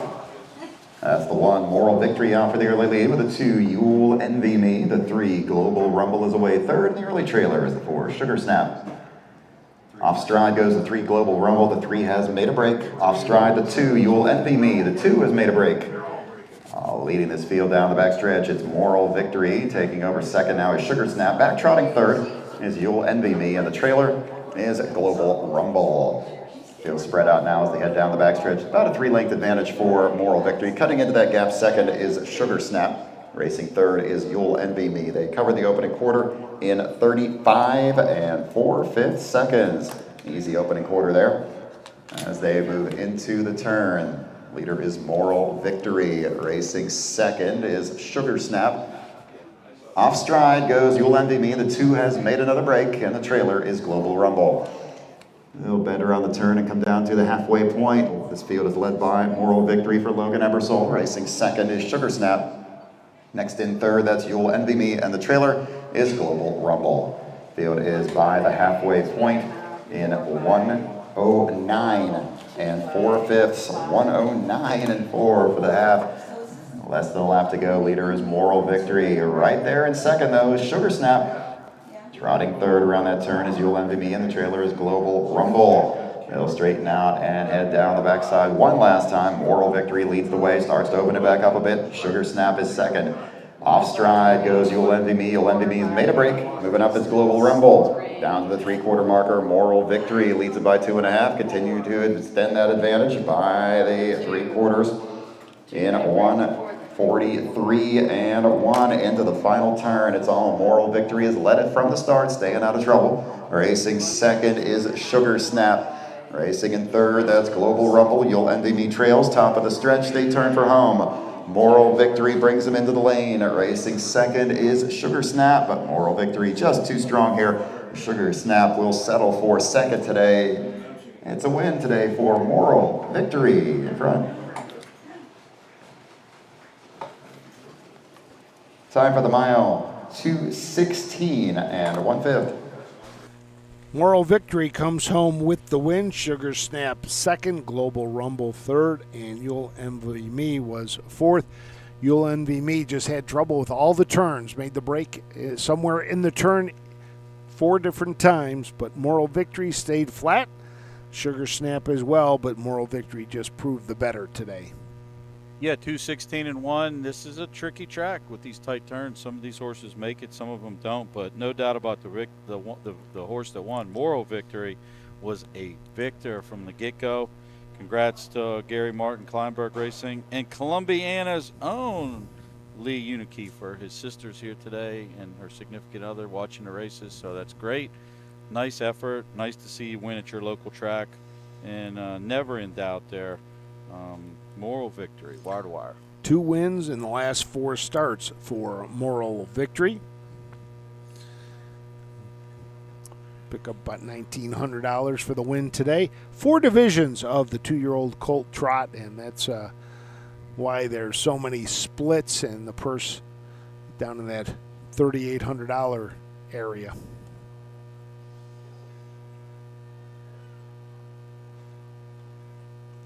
They wait in the winner's circle to award the trophy to trainer Gary Martin.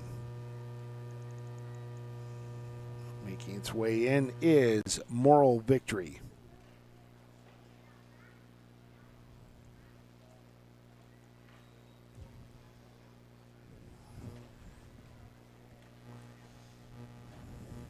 In the Oak Family Winner's Circle at this time, number 1 Moral Victory by Gary Martin, Kleinberg Racing, and Lee Unikiefer. Gary Martin gets the training win. Logan Ebersol with the winning drive. Moral Victory, now a 2-time winner in his career, scoring today in a time of 2:16 and 1/5 in this Home Talent Colt Stakes 2-year-old Colt Trot. So we'll wait for the rundown from Jeff Zidek for the 6th. Halfway through our card of 12. Results are official. From the top down, number 1 Moral Victory was the race winner. Number 2 You'll Envy Me was 4th. Number 3 Global Rumble 3rd. And number 4 Sugar Snap finished 2nd. Top down 1, 4, 3, and 2 on the bottom. Opening quarter was 35 and 4/5. Half was in 109 and 4/5. 3/4 143 and 1. The mile 2:16 1/5. 6 in the books. Coming up in the 7th, no changes. It's the first of 3 divisions for the 3-year-old Colt Pacers. 4 will go behind the Mike Wepkenberg starting gate when we return to the Columbiana County Fair. The Ohio equine industry needs your help. I'm Scott Mogan, president of the Ohio Harness Horsemen's Association. With over 300,000 horses in Ohio, the economic impact of the equine industry in the state is over $2.8 billion. That means jobs that pump millions of dollars into the local economy and support thousands of families. For Ohio's equine industry to remain strong, we need to send a clear message to our legislators about the important role that the agricultural small businesses play in Ohio's economy. To do that, we need your help. PACER, the Political Action Committee for Equine Racing, helps support and inform on issues that could positively affect Ohio harness racing. Please consider a donation to PACER. To donate, visit our website at ohha.com or call 614-221-3650. Your donation will help keep harness racing strong in Ohio.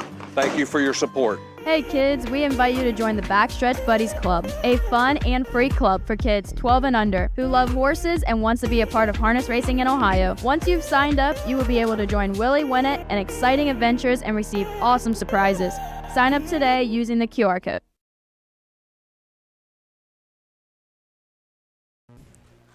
Welcome back to the Columbiana County Fair in Lisbon, Ohio, as we get set for our 7th race. And big Saturday coming up for Ohio, Don. In the Hambletonian and the Hambletonian Oaks, a couple of Ohio breds, winners of their eliminations. And it'll be interesting to see how they do on the big stage. I got some fun things to talk about. Justin Irvine sent me a picture of him watching the show. Okay, So, well, Justin, glad to have you along. Yeah, Justin, I appreciate that. I had some. Oh, he did say he caught a little bit of shout out. Oh, he's actually golfing today. So Oh, that's even better. must God be bless nice. you, Justin. God bless you. You picked a great day to do it, but thanks for tuning in. And I got a new favorite here. I got to be honest with you. Watch out. I love doing broadcasts. I've got my faves, but I got a new all-time fav. So I worked with Bob Roberts this weekend at Northville Park. And if there's a deck of cards, he's the Joker. He's the 53rd card for sure. What a treat I had with him. But he just reached out to me and asked me who the intern was I've been working with today. So for those that don't know Bob Roberts, that is a classic. And I've only met him one time, and we've started some texts and everything. But he will be a friend of mine the rest of my life. And if I ever need to fill in somewhere that he's working, please let me know. He made a 7-hour broadcast feel like 15 minutes because of his wit. Just a super good guy. And the fact that he's followed the Kentucky Derby, wrote about it from 73. He's a Hall of He's Fame writer. I went to the restroom. I'm walking through Northville Park. Has pictures on the wall. I'm like, what is this doing? I'm sitting here with Babe Ruth. But what a great dude. But I had to pass that along about the intern I'm working with. I'll get even Mr. Roberts somehow, some way. But, it's funny when you've got a Hall of Famer like Bob Roberts working, on our broadcasts, helping out with different things. And then on the other side, we've got Baseball Hall of Famer Hal McCoy writing for Press Pros Magazine, learning the sport of harness racing and enjoying writing for the different things that's happening there. It's great when we've got writers of that magnitude that are able to help out and really, deliver our sport in a great way. And, it's just great to have, those type of people out doing it. And, Bob Roberts is a character, without a doubt. He's a character, but a knowledgeable guy. And we bonded very well because, my background is horse racing. That's very important to say, horse racing, because I don't know if you know this or not, ESPN called and interviewed me years and years ago. I'm the only guy in the history of racing to win a dog race, a thoroughbred race, and a harness race as an owner in the same year. Well, the only other guy that doubled was Paul Redham. He had harness races, but he didn't have dogs. Well, hey, have you won a wiener dog race yet on the fair circuit? Don't tempt me. Well, I'll get a go. top wiener dog. I was at the Scioto when they had wiener dog races. They wear shirts. They train them. If I have to get involved in this, me and Steve-O, we'll buy a dog. I'll tell you, the one to watch out at is that Corgi racing circuit that they've got. It's funny. I've seen it in a couple NFL stadiums where they bring them out and race them, and it was in Buffalo. Yeah, I know, Jay. It all goes back to Buffalo. But my daughter was there, and she wants a Corgi, fell in love with the Corgis. But when I was at Saratoga last year for a conference, they had Corgi racing at Saratoga that day, and it was the same Corgis that we saw in Buffalo. There's a circuit up there in New York and New Jersey, just like we have our wiener dog circuit down here. So this is you got serious, isn't it? Your son wants a dog. I know. He called me. He says, "Tell Dad I want a dog." He said, "Horses are fun, but I can't play with them in the backyard." And your wife said she doesn't care which one. She'll take one of each. I'm going to be living somewhere else. I know that sooner than later. Oh, as we get set now for the 7th race on the card. Don't forget, coming up before the 9th race, we're going to have the Frank Froz food report. I know what the Frank Froz dessert report is going to be is something from the dairy building across the way. But yeah, Justin's got a really nice day to play some golf today. Wonderful day. And it's good that I love when these guys do get away because what we do, this is high pressure, especially for drivers. You're on the track. People think it's easy. It's not easy to sit behind a 1,000-pound animal. Well, like a Braden Rhodes who drove Saturday night at Northfield, late night there, comes back Sunday, picks up a bunch of drives yesterday here, drives here today. I mean, some of these young guys trying to cut their teeth are driving an awful lot. So let's go to Jeff Zidek for the Colt Pacers in the Home Talent Colt Stakes. versus $4,607. Number 1 is Luck Be My Legend. Driver is Aaron Lehman. Number 2, Catch Marcus with Emmanuel Miller. Number 3 is Smoke on the Water, Mario Wilson, the driver. And number 4 is Race On with James Day. That is your field for the 7th race, win, place, and exacta wagering. Wager now. First division of 3-year-old Colt Pacers going for $4,607. The number 1 is Luck Be My Legend. Aaron Lehman drives for Jerry Miller, who owns this bit of a legend out of Luck Be My Lady, a $4,000 purchase at the Ohio Select Sale. 11 starts this year, 3 wins, a second and 2/3, earnings of under $16,000. Last time out was at Northfield at the Summit County Fair races, finished 5th in 157-1. The 2-horse Catch Marcus. Sue Stockwell owns and trains this one. Manny Miller has the lines.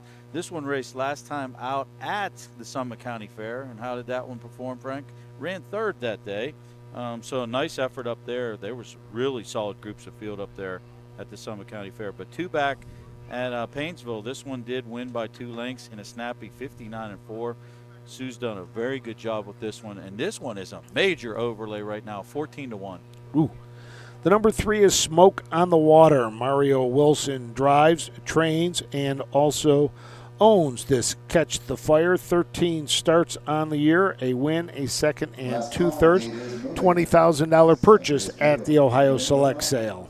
For Race On, James Day trains or drives for trainer Isaiah Shrake, who Isaiah Shrake owns with Lisa Bright and Natalie Darnell. This one's been very good. 7 of 11, first or second. He's your favorite, 1-2. And we'll send it up to Jeff Ziddick for the call. 3-year-old Pacing Colts behind the gate. Home Talent Colt Stakes event. Here they come. And they're off. From the outside, the 4 Race On, trying to get to the front, but holding position to the inside. The 1 Luck Be My Legend. The 2 Catch Marcus will get away 3rd. And the early trailer is Smoke on the Water. Moving through that first turn and down the backstretch, Luck Be My Legend leads the way. Right on his bumper in second is Race On. And it's a little gap to Catch Marcus in 3rd, and the trailer is Smoke on the Water. Rolling down the backstretch of the opening quarter-mile marker, it's Luck Be My Legend leading the way. Taking this field over to the quarter in 30 and 2/5. Into the turn, sophomore. Colt Pacers are led by Luck Be My Legend. Racing second is Race On. Catch Marcus is 3rd, and the trailer is Smoke on the Water. Field right there all together as they move around the turn. They'll come into the lane, heading down to the halfway point. Leading this field, it's Luck Be My Legend for Aaron Lehman. Racing second is Race On the move to the outside. Here comes Emmanuel Miller with Catch Marcus from 3rd. Moving up, racing in 4th is Smoke on the Water. They cover the half in 1:01. Less than a lap to go. Under some pressure now is Luck Be My Legend with the lead. That's Catch Marcus, second on the outside. Racing 3rd to the inside is Race On, and the trailer is Smoke on the Water. Down the backside, they head to the 5As. The leader is Luck Be My Legend. Up on the outside, second is Catch Marcus. 3rd to the inside is Race On. Farther back then to Smoke on the Water. Good battle here. 3 of them still in contention as they head to the 3/4. Luck Be My Legend trying to hang on by a neck by 3/4 in 1:31, flat for the 3rd quarter. Battle continues, putting the nose in front is Catch Marcus. Luck Be My Legend has that preferred inside spot. Racing 3rd is Race On. He's still in contention. 4th is Smoke on the Water. Top of the stretch, they turn for home.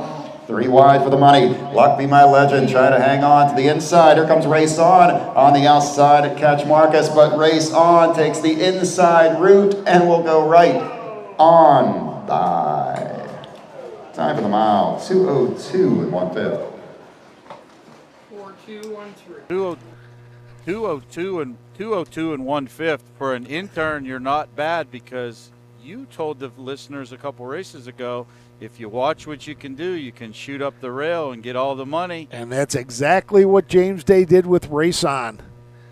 It was almost like he was, setting him up in a IndyCar race. Was setting him up and then dove to the inside and able to get the inside lane and take it all the way down. And it was funny because as I was watching this race develop, and Manny Miller makes the move at the half going there, and sitting in that spot was James Day and Race On, and you wondered if being boxed in was going to cause the horse a problem, and it really didn't. And I wonder if that's what, made James think that, hey, wait a minute, this horse can make that tight turn. I'm going to have to try it down at the other end, and that's exactly what he did, and comes home a winner. Heads Up Drive, very popular, went to the gate 1-2, drifted up to 3-5, not the traditional way to win, but great drive by James Day. I think you might have been listening to the broadcast of Father Frank explaining how this circumference works. And the 2 did get bet down. That horse was 14-1 as they went to the gate. Someone must have heard me. And they heard you on that one. $5 because it did go off 3-1, but that horse raced very well as well. A nice horse race.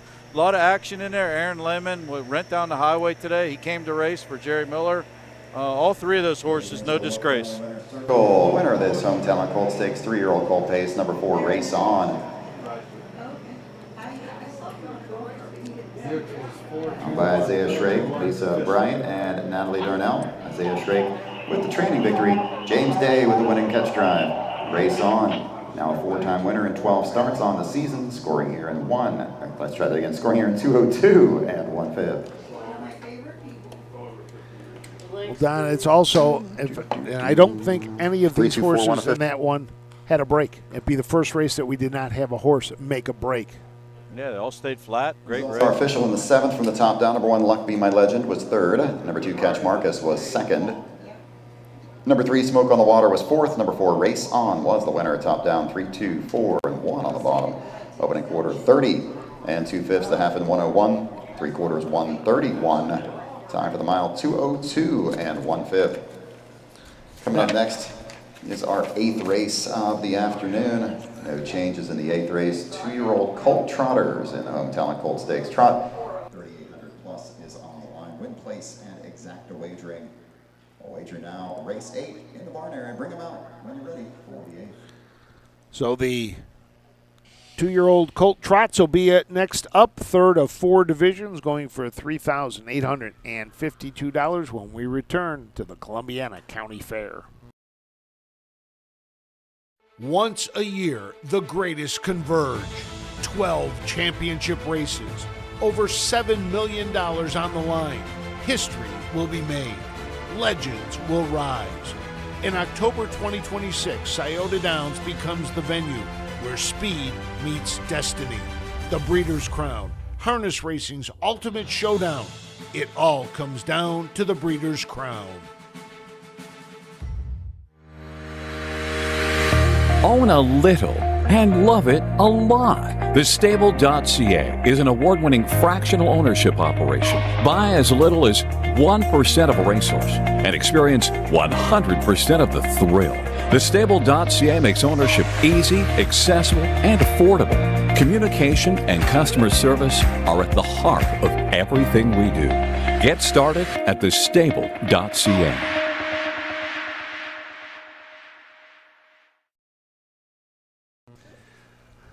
Welcome back to the Columbiana County Fair. Frank Froz along with Don Tiger, Steve Ulrich working the camera today. Glad to have you along as we are moving through our card. Getting ready to go to our 8th race on the night.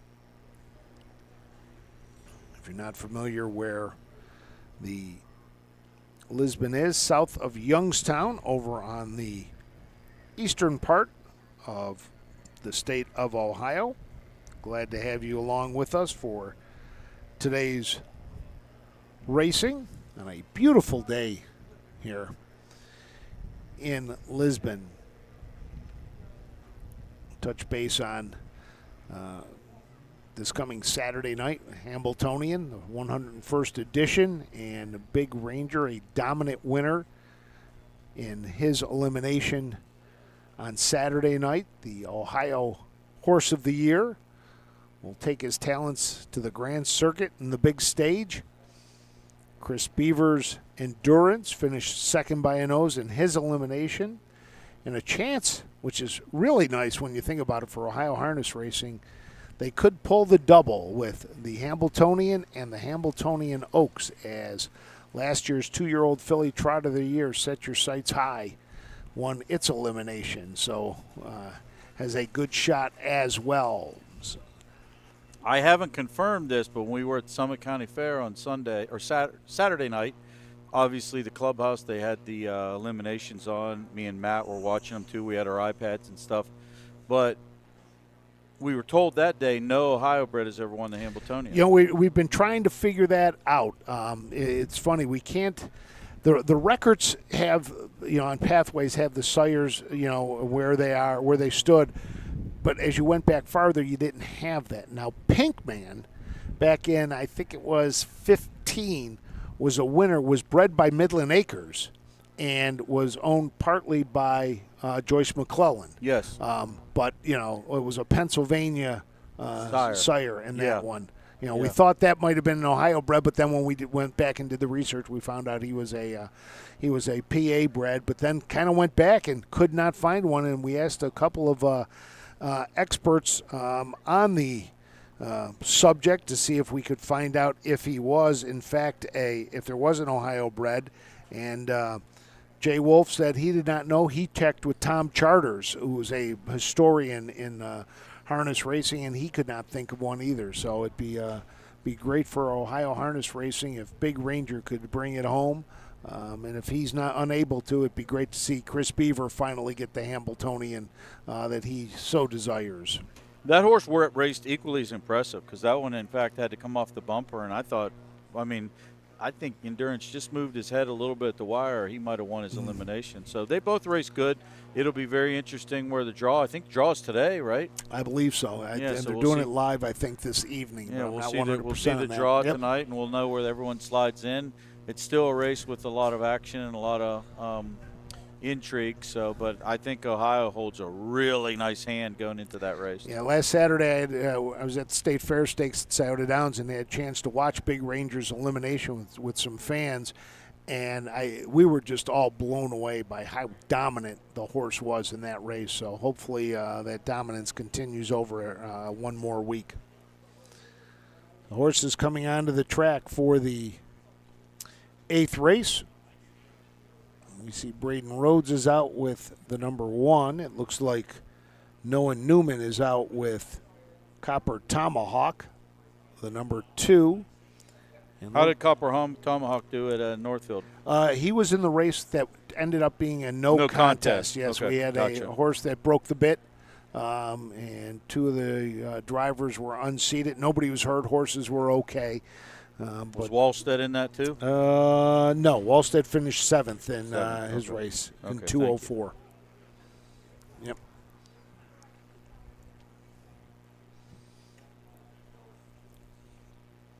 So 2 are out, waiting out of the 4th. Number 4 has made it out now. Wallstead still waiting on the number 3, MCC, which is making its first career start.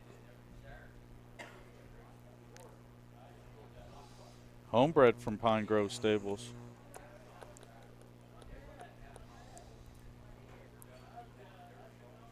Looking out, don't see one coming out. Now I do. Comes out from that far right.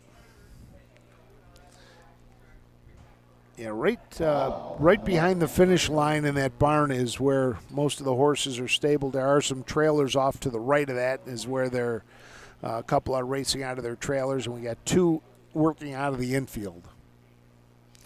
So let's go up to Jeff Zidek for the post parade.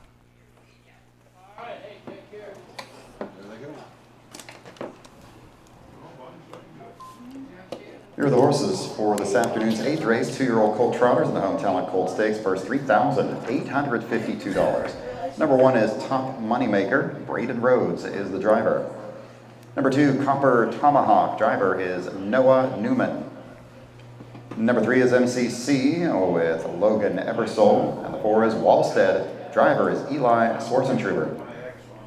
That's your field for the 8th race. Win, place, and exact wagering. Wager now. Race 8 of 12 today. So here are the 4 for the 3rd division of 2-year-old colt trotters. The number 1, Top Moneymaker. Braden Rhodes drives for his father, Bill Rhodes.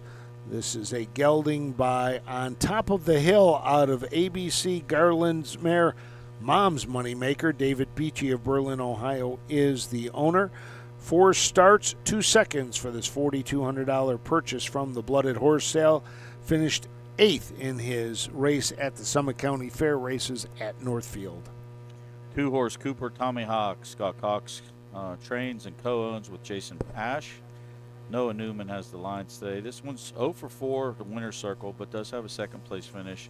Does have $3,093 in his leading money earner in the field. Made a skip 2 back. Actually, last time out at Painesville because the Northfield race was a no contest. But 2 back at Hilliard was a nice second when it drew an inside post. This one could be a factor, and currently is 3 to 5. Your favorite. The number 3 is MCC. Logan Ebersol drives for David Miller. This is a homebred for Pine Grove Stables, making its first career start. MCC is by Ready for Money out of the DeJambro mare Yanks DJ. 4-horse Wallstead. Jerry Miller owns and trains. Eli Schwarzenruber has the lines today. This one didn't fare too well Saturday night at the Summit County Fair, finishing 7th. Prior to that at Painesville, though, did get a nice check at 5th. 0 for 6 on a Seekin, but as the Sash Sports is 2nd and 3rd. Short field, far outside post is currently 7 to 2. And that is your field of 4. We're going to, for the race number 8, we're going to send it up to Jeff Zidek for the call as the Wilkenberg starting gate is in motion.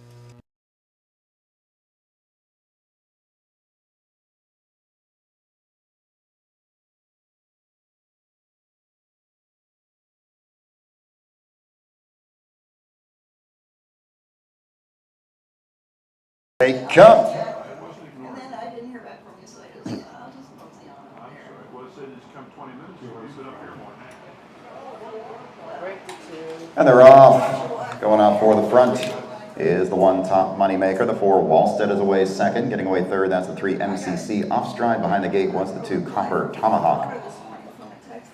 2-year-old trotters moving through the first turn. A little rough gated in that turn. Now off stride goes the 1. The 1 has made a break. Taken over the lead is Wallstead, all alone for now. Moving up 2nd will be MCC. Racing 3rd. Moving up the inside now is Copper Tomahawk. And the trailer off stride, top moneymaker. Over to the opening quarter marker. Wallstead is there in 34 and 2/5. 34 and 2 for the quarter. It's Wallstead leading the way. Racing 2nd is MCC. Off stride went Copper Tomahawk. The 2 has made another break, and the trailer is top moneymaker. 2 for the money as they move around the turn, come into the stretch for the halfway point. The leader is Wallstead. MCC a close 2nd. Back trotting in 3rd. That's Copper Tomahawk, and the trailer is top moneymaker. Coming down to the halfway point, the leader is Wallstead, but MCC is coming to the outside. They're going to battle side by side to the half. In 1:11 off stride went MCC. MCC made a break. Wallstead now reclaims the front. Racing up on the outside is MCC. Now is overtaken for that 2nd spot by Copper Tomahawk. And farther back to top money maker. Off stride goes Copper Tomahawk. Off stride MCC. 2 and 3 have both made breaks. Off stride the 1 top money maker. Stepping on landmines down the backstretch. Leader is Wallstead. Off stride 2nd is Copper Tomahawk. Back trotting 3rd is MCC. Off stride at the back is top moneymaker. Now they went by the 3 quarters in 1:46. Moving into the final turn. This one is all Wallstead. Going for that first career win. Continues to lead the way. As they around the last turn, back into 2nd is Copper Tomahawk. Racing 3rd is MCC and the trailer top moneymaker. Top of the stretch, turning for home. It's all Wallstead and Eli Schwarzenruber. Staying out of trouble here on the front. Off stride again goes Copper Tomahawk. The 2 has made a break, but this one is all Wallstead. Time for the mile 2:20. 2 and 3. Well, the judges are going to have to figure out if they'll change any of the placings after the first place finish. But Wallstead just proved the better, stayed flat. That race had more breaks than the dozen eggs that John dropped shopping this weekend for his wife. One of my favorite movies is Groundhog Day. And race number 3 and race number 8 were the same. 1 horse decided to stay flat, the rest didn't, and that was your winner, Wallstead. Picks up its first win of its career in 8 starts for trainer Jerry Miller, and I believe that's Jerry's 2nd win of the day. And it was Eli Schwartzentruber's first win.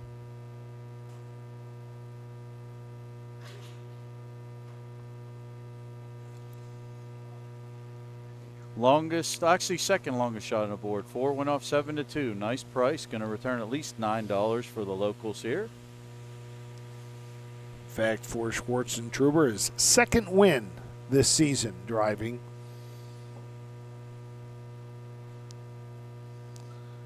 .39th start. Now 2 wins, 3 seconds, and 4 thirds. And will make its way to the winner's circle for the first time in its career.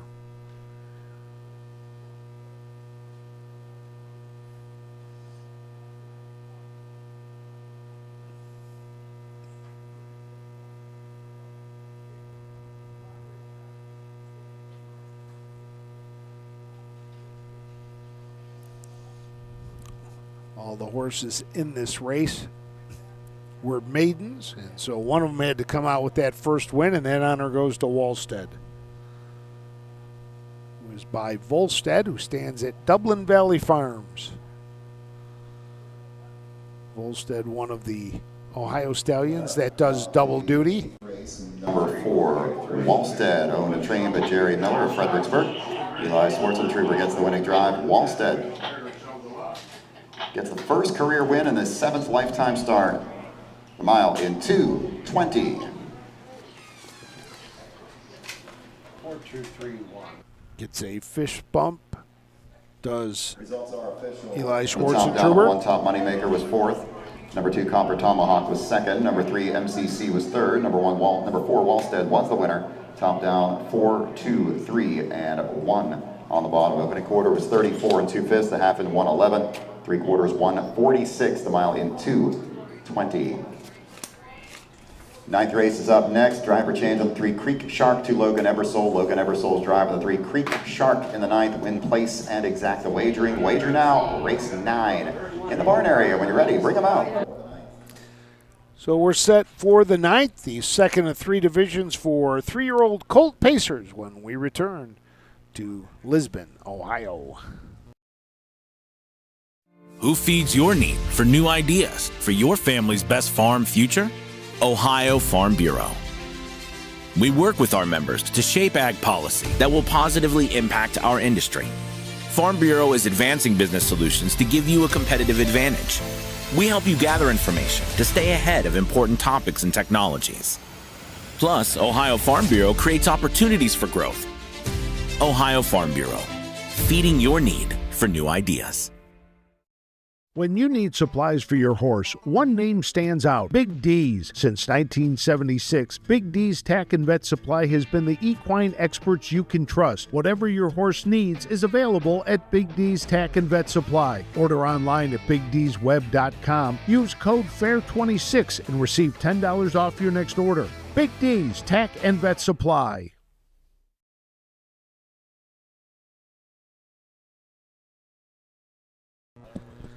Welcome back to Lisbon, Ohio, as we get set for the second division for sophomore Colt Pacers. 4 to go behind the gate. It's what you've been waiting for, Don. I know you've been waiting for the Frank Frost Food Report all day. Yes. And so I went to, trying to find, the local flair a little bit. So I went to Smokin' Marty's Barbecue. They had ribs, if you wanted ribs. Half rack, full rack, sandwiches. They had, beef brisket or pulled pork. So I decided to go with the pulled pork. And the pork was very good. Little too much juice in it when they put it on the bun. They had 2 different barbecue sauces. They had a kind of a Cajun spicy one and a traditional barbecue. So naturally put both on, half on one, half on the other. And as I was leaving, Grandma, and call her that only because her grandson was working putting the sandwiches together, and he kept calling her Grandma. So Grandma was there. She handed me a fork. She says, "You're going to need this." Well, I did not need it. It did get messy. So because of that, I have to go with 3.5 horseshoes on it. But it was very good. Had it not fallen apart, it would have been a solid 4. Perfect. But so give it a shot if you're out for Smokin' Marty's Barbecue Sandwiches here at the Columbiana County Fair. And I'm assuming it's on the main On drag? the main drag behind Right the grandstand, all the way at the end. Okay. All the way down Sounds at good. the end. So. Always like to let everybody know Yep. where that stuff is. Now the others had Dave Stotts and I, who was the presiding judge today, he was looking for something, and he found yep, there he is right there. He found a hoagie stand, and when he came back, it looked pretty robust, And I asked, there were two of them, and I said, two? And he goes, oh, no, one's for Deb Rush, who's our charter today, and our clerk. And he said, I couldn't eat two of these, but, it looked pretty robust. So. That's good. That's great. But, that's part of the fun part of the fair is going out there, checking out what the fair food is, walking through the backstretch, seeing all the horsemen getting ready, the families looking at the horses. Today they had a cattle show. They were showing cattle back there as well. So, all the local county kids are out here showing their animals. Makes for a fun day at the fair. And every fair is different. That's the best part about this circuit is every place you go has a little bit different flair and a little bit different food, ideas, circumferences. Like Zanesville in a couple weeks, they park cars in the infield. So a lot of cars in the infield. A lot of cars in the infield, yeah. And then you go to Woodsfield, and no one's in the infield, and it's kind of more of a rural type of fair, I would say. We don't have as many food choices. We don't have as much traffic, especially for the horses. I mean, they might at other points, but it just changes from fair to fair to fair.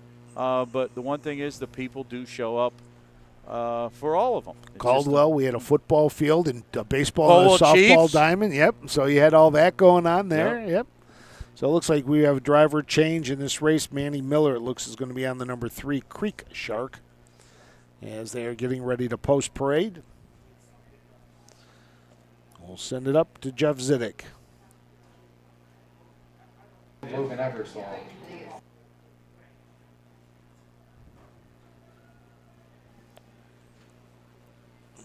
Here they are for the 9th race. 3-year-old Colt Pacers Home Talent Colt Stakes event number 1, Nothing But Crackers with James Day. Number 2 is Fire the Prez, Noah Newman in the bike. Number 3, Creek Shark. Looks like we have a driver change here to Emmanuel Miller. That's Emmanuel Miller driving the 3 Creek Shark.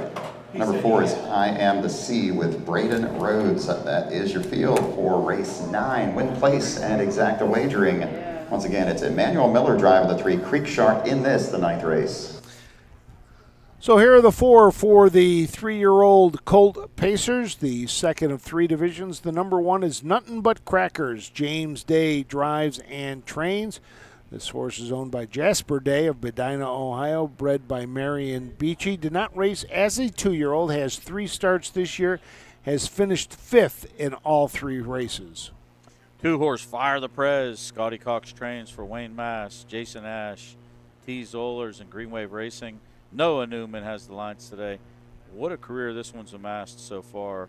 26 lifetime starts, 20 lifetime finishes on the board, 7 wins out of that 26 starts, $33,000 in earnings this year.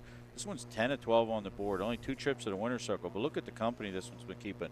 Buckeye Stallion Series, 2-back, 3-back, individually paced 3-back, 51-2 at the Meadows in a non-winner of 3. This one is even money and deservedly so. Keep an eye on this one. The number 3 Creek Shark, Manny Miller drives for Stu Stockwell, was 6th last time out at Northfield in those 6 starts, a win and a second, 2 wins and 13 lifetime starts. 4, I Am the Sea, Billy Rhodes trains, Braden Rhodes' son drives for David Beachy. This one was a winner 2-back, another one 10 of 41 lifetime. And there's your field of 4 heading to the gate. Here's Jeff.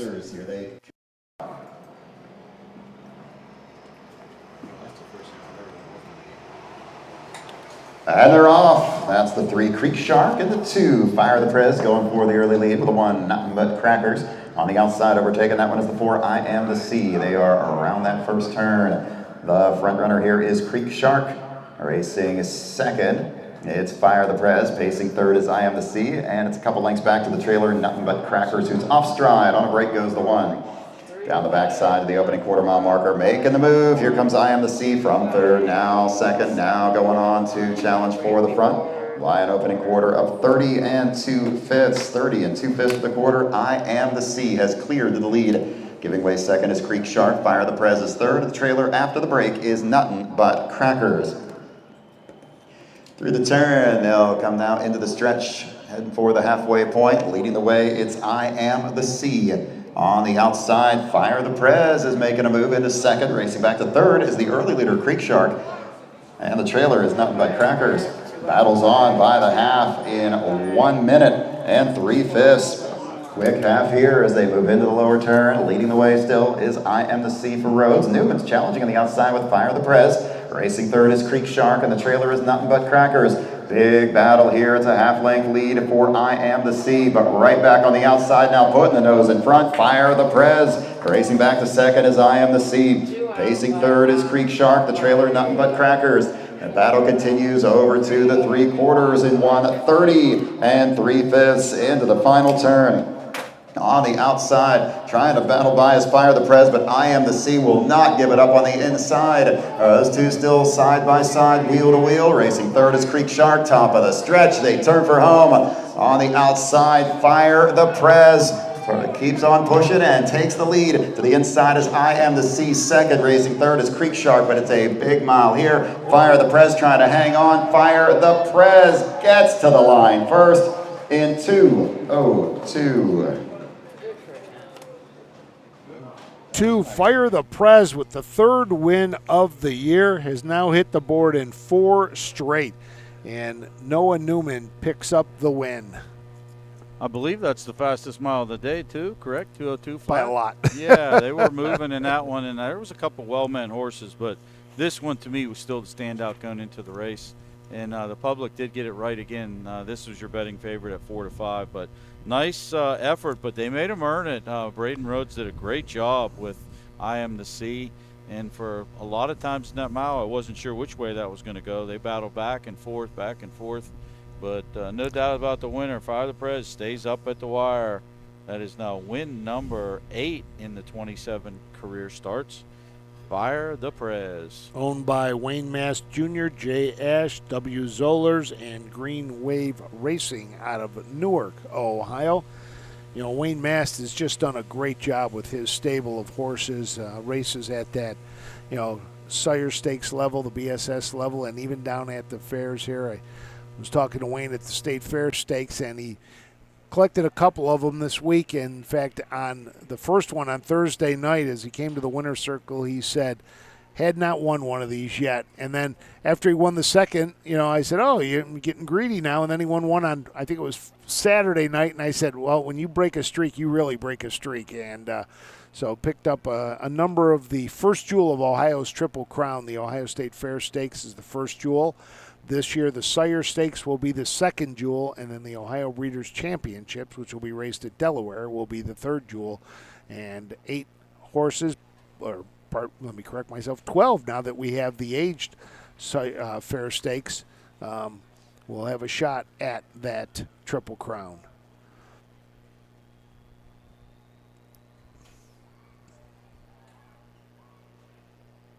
Going to the winner's circle is Fire the Prez. He's by Catch the Fire out of the Stand Forever mare, Can Do It Forever.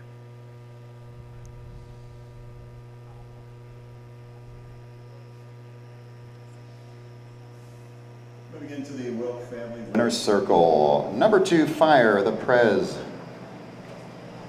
Owned by Wayne Mast, Jason Ash, Wayne Zollers, and Green Wave Racing. Scott Cox with a training victory. Noah Newman picking up the winning drive. Fire the Prez. Now a 3-time winner and 13 starts on the season. Pacing today in a time of 2:02. We officially. So there is your winner, Fire the Prez. Lifetime now has hit the board in 21 of 27. Number 1, Nuttin' But Crackers was 4th. Number 2, Fire the Prez was the winner. Number 3, Creek Shark was 3rd. And number 4, I Am the Sea was 2nd. From the top down, it's 4, 1, 3, and 2 on the bottom. Opening quarter 30 and 2/5, half in 1 minute and 3/5. 3/4 130 and 3/5 the mile 202. 10th race is coming up next. Our 10th features a field of 4. Number 4, Cyclone Blast. 1/2. Driver will be Logan Eversole. Logan Eversole driving number 4, Cyclone Blast. Actually, we better check that. Is it? We'll take a break, and when we return, we'll check if Cyclone Blast is being driven by Logan Eversole when we return to the Columbiana County Fair. The roots of harness racing are born at the county fair. For over 150 years, people have gathered to watch horses battle it out for fame and glory. Catch the thrills this summer at an Ohio Fair Racing Conference County Fair. The OFRC races at 22 fairs in 20 Ohio counties. Trotters and pacers put it all on the line to be called the best in the Buckeye State. The Ohio Fair Racing Conference, where the path to greatness begins. Do you love horses and the outdoors? There are hundreds of immediate openings across Ohio for caretakers and grooms. Work with these beautiful animals every day. Health insurance, vision care, prescription benefits, and a retirement plan are available to those that qualify. Help care for these beautiful animals. Immediate openings across Ohio. For more information, visit ohiohorsejobs.com. That's ohiohorsejobs.com. Welcome back to the Columbiana County Fair as we close in on the back quarter of our card, races 10, 11, and 12. And that'll wrap up the meet from Lisbon on just 2 glorious days. I mean, if you could give me this day year-round, I'd take it. Me too. And I'm a winter guy. I love winter, but I would take this year-round if I could get it. I hate winter, so I love summer. Too hot. You know what they say? You can only take off so much clothes before they arrest you. In winter, you can always add clothes. That's a good point. Keeps you out of trouble. See, that's what I love about you, Frank. There's always a silver lining. There's always education. You're here for an intern. You're not doing a bad job today. Not too bad today. Maybe I get to come back a little later in the year somewhere. What else do you got? When are you coming back to bless us again? I have no idea when. I don't put it this way. I don't know when I'm doing another full card like this. Okay. You know, I know I'm going to be at Urbana. I'm going to be at Greenville for the partial.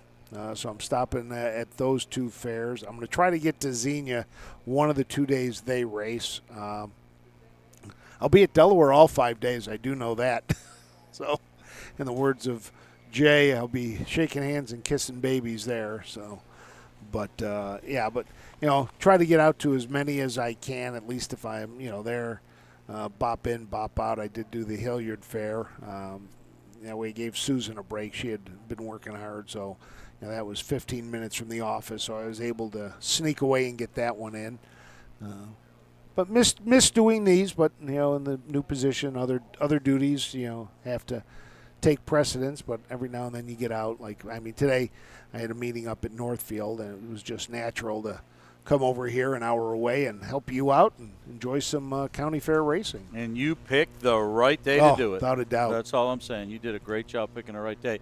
Now, Ashley and me were discussing a little bit yesterday, again, because I told you earlier on the broadcast, I love the idea of the Buckeye Stallion Series. She said they might do it to 2-year-olds. Do you got any insight for us for that I do for next not year? have any insight on that. Okay. I know, like everything we do, once the year's over, there'll be a lot of discussion. We'll go over, different scenarios that happened, different things we can do. I do know one of the things we're going to do is we're going to, try to clarify the conditions a little. We had a lot of people calling, going, okay, can I race in this one? How many times do I have to have the claiming tags? Just to make sure we've got it cleared up so it's easier for people to understand what goes into it. Rhodes, so we can do that. Different saddle pad number. Braden Rhodes, different saddle pad number. Yep. So Braden Rhodes will now head back to the barn since he has a 4 on Rumbling Republic, and it's supposed to be a 3 unless he's warming up a number 4 for later in the card. 2 races, which I don't think that's the case because Braden kind of looked right at the saddle pad number, and there you go. You can see Rosie Weaver and her caretaker grabbing the 3, and we'll now head over to when Braden comes off. And Logan Eversole Chance right is now driving to Logan thank Eversole for Cyclone Mike Blast. Wepkenberg, that starting today. We want to thank him. He is our sponsor of our passport program this year. Mike always doing everything he can to promote harness racing, and we thank him for that. Starts an awful lot of races around Ohio's county fairs. I've had this discussion before because I came from Western Pennsylvania where we had the Pittsburgh Steelers when I was growing up as a kid. And one of my favorite players was Mike Webster, who played center.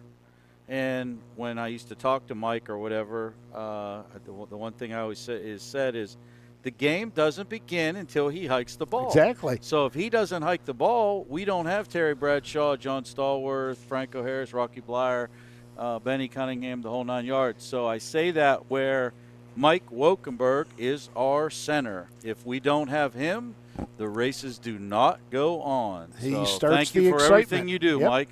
That's his slogan, right? Exactly. We He starts the excitement. Yep. We start the fairs. That's exactly it. I noticed how you brought up, all those Steelers of glory. I didn't hear any of the recent Steeler group. I don't think we have any. I don't think there's any glory. Wow. And Steve. He's got one in so far, and he's young. Yours is waiting to get out of a cave. Oh, here we go. You had to start, didn't you? You had to start. You wait. By the way, was your mic live for that one, or was see, yeah, okay. Oh, okay. See, yeah, his mic's not live, so he Okay. can say all he wants. We can hear him. Typical television director, like his days when he's working up at Northfield, just in the ear of people, So we're set now for the post parade. Let's send it up to Jeff Zidek.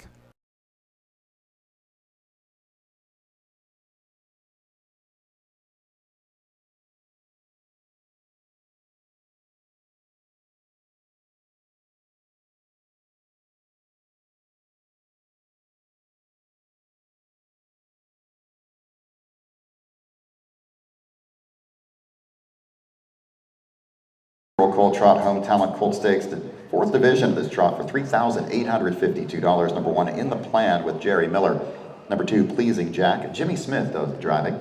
Number 3 is Rumbling Republic. Braden Rhodes, the driver. And number 4 is Cyclone Blast with Logan Ebersole. That is your field for the 10th race. Win, place, and exacta wagering on the 10th. Wager now. About these four.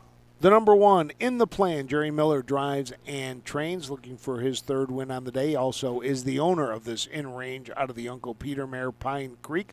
$7,000 purchase at the Blooded Horse Sale. 3 starts this year, a couple of second places, has made breaks in 2 of the last 3, though. 2 horse, Pleasing Jack. I'm not sure if this horse is named after Jimmy Smith's dad, Jack Smith, but I like it. Jimmy Smith trains and drives for D. Teixeira. This one is 1 for 4 in the season, and that did come last time out at 1-2, all the way down the road at Piketon from the rail. Made every pole, winning one. Prior to that, nice effort at Bucyrus, was second by a neck. As I stated, Jimmy Smith brings horses along nicely. This one is a major contender, and look at the stallion there, in range. Same stallion as Big Ranger, and 1-9 on the tote board. The locals have really put it in here on him. The number 3 is Rumbling Republic. Braden Rhodes drives for Rosie Weaver. This is a Global Republic S out of Fantasy's Chip. Heartland Acres owns 3 starts, 1 second, has made breaks in all 3. And that was the one thing that when I talked to Braden earlier, he thought that Rosie's horses might have some trouble with the breaks today on this track.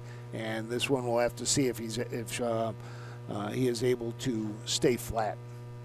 4 hosts, Cyclone Black. Logan Ebersole has the lines now. We do have a driver change here. David H. Miller owns and trains this one. 0 for 3 on the season. Does have the outside post. This one made a break last time out and 2 back. Was flat 3 back, but another one that's going to have to handle the tight turns here.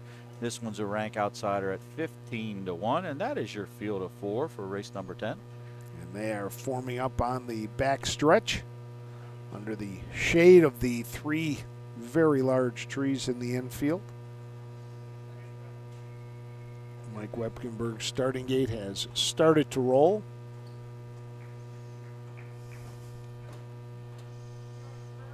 This is 10 of 12. We've got 2 more to bring you. The late daily double after this. which features one of my favorite races, the free-for-all. Last call for the 10th. The gate is moving.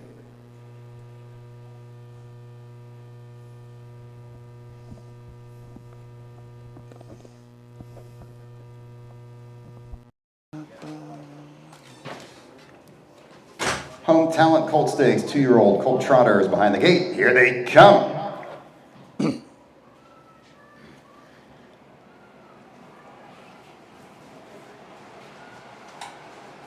And they're off. The 2 Pleasing Jack goes for the lead with the 4 Cyclone Blast along the inside of the 1 In the Plan. Off stride at the back is the 3 Rumbling Republic. Field moves through the first turn. Leading the way is Pleasing Jack for Jimmy Smith. Racing second is Cyclone Blast. Next in third, that's In the Plan. And the trailer is Rumbling Republic. Down the backstretch, they head to the opening quarter-mile marker. Pleasing Jack sets the tempo early. Racing second is Cyclone Blast, followed by In the Plan in third. Off stride at the back is Rumbling Republic. The 3 has made a break. It's Pleasing Jack taking this field down to the opening quarter-mile marker in 35 2/5. Leisurely quarter there for the freshman trotters. Leading the way is Pleasing Jack. Second belongs to Cyclone Blast. In the Plan is third, and farther back to Rumbling Republic after a couple of breaks. Midway through the turn, leader is Pleasing Jack, racing second. As they make their way into the stretch, it's Cyclone Blast trotting third. That's In the Plan to the outside, making a move from third, now second. Going to go on to challenge for the front. And the trailer is Rumbling Republic.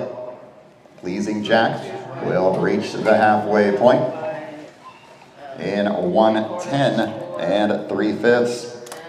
Less than a lap to go. The leader is still Pleasing Jack. That's In the Plan. Second on the outside. Racing third to the inside is Cyclone Blast. And the trailer is Rumbling Republic. They got about 3/8 of a mile to go. And the one to catch is Pleasing Jack. On the outside, In the Plan still battles. Tightening it up along the inside is Cyclone Blast. And the trailer is Rumbling Republic. Off stride goes In the Plan. The 1 has made a break. It's Pleasing Jack with the lead. Taking this field by the 3/4. In 1:43 2/5 into the final turn, Pleasing Jack starts to open up on Cyclone Blast. Racing third, that's In the Plan. The trailer is Rumbling Republic. They round the final turn. Pleasing Jack has led it every step of the way. About 3 lengths back to Cyclone Blast, who's continuing to inch closer. Top of the stretch, they turn for home. Pleasing Jack brings them into the stretch. Cyclone Blast is closing, but it's a little too late. Pleasing Jack is in command. Cyclone Blast will be second. It's Pleasing Jack in front. Time for the mile, 2:17 1/5. 2:17 1/5 for your winner, Pleasing Jack. Jimmy Smith picks up his second driving and training win. Finishing second was In the Plan, I believe it was. Or I'm sorry, number 4, Cyclone Blast with Logan Ebersol. In the Plan, round out the trifecta there. Powerful effort by Pleasing Jack. 1-9. They pushed it in on this one today, and rightfully so. Jimmy Smith's hands never came out of the handholds. The whip never came off the shoulder. That one was out for a jiggy jog. Very easy effort. Looks like this one continues to improve. Jimmy's got some nice 2-year-old Colt trotters. Back-to-back wins. This one was a winner last time out at Piketon. Finished second the race before that in Bucyrus. So now starting to understand what needs to be done and doing the job. Yes, sir. I'll be curious, too, if Jack Smith reaches out to me if this horse was named after him, Pleasing Jack. So, well, either way, take credit for it. Yeah. Doesn't matter if it was or wasn't. We're saying it was now. So. There you go. Jack's a longtime horseman at the Meadows, Western Pennsylvania. He's trained some really good horses. I've told some old stories on the air. He had a horse called Amity Chip that was the son of Amity Chef that raced Western Hanover and took him right to the wire in a invite race probably about 25 years ago.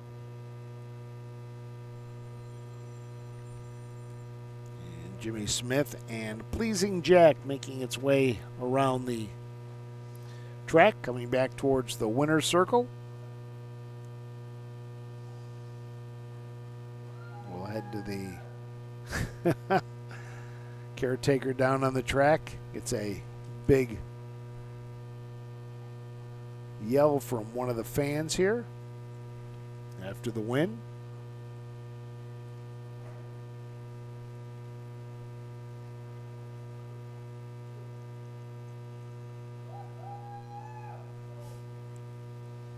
And there goes. Love to see the excitement. Oh, It's exactly. awesome. That's what we're here it's for. all about. And Yep. the crowd is stuck around today. Still a bunch of people in the stands as we. I heard they ran out of ice cream on the backside. They better not have. I don't think they did. Unless Charlie Myrick stole it all, which wouldn't surprise me. Been taking shots at me today via text. We'll get even. We will get even. I know his father. Dave had a winner yesterday. Moving into the Good for him. Circle number 2, Pleasing Jack. 2-4-1. 2-4-1's official. Medita Shera. Jimmy Smith with the training and driving victory. Pleasing Jack. Now a 2-time winner in 5 starts, covering the mile in 2:17 and 1/5.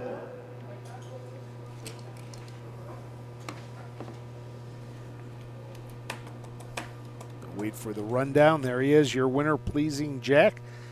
The in-range gelding out of Pleasing Form, owned by D. Teixeira of Vincent, Ohio.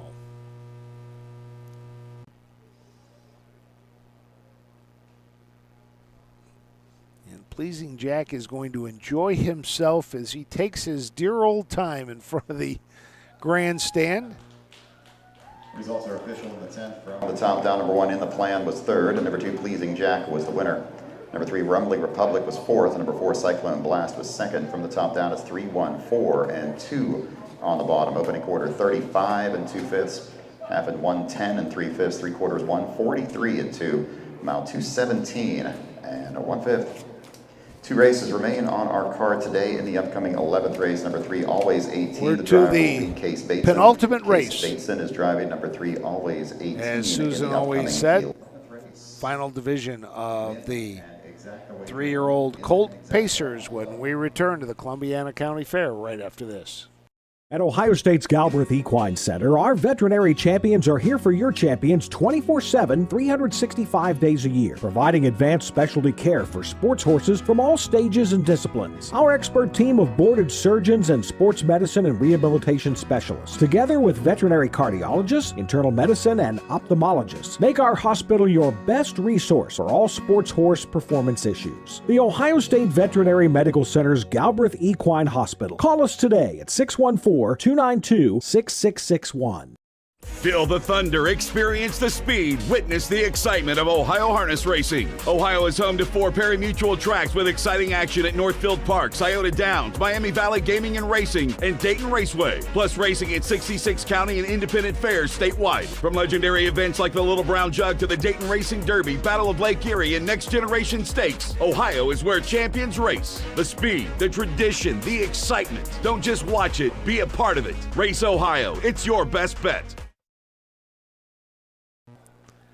Welcome back to the Columbiana County Fair in Lisbon, Ohio. This is day 2 of the fair. It goes through August 9th. It is the 181st edition of the Columbiana County Fair, and the slogan is "Wheel on down." So if nothing better to do, wheel on down.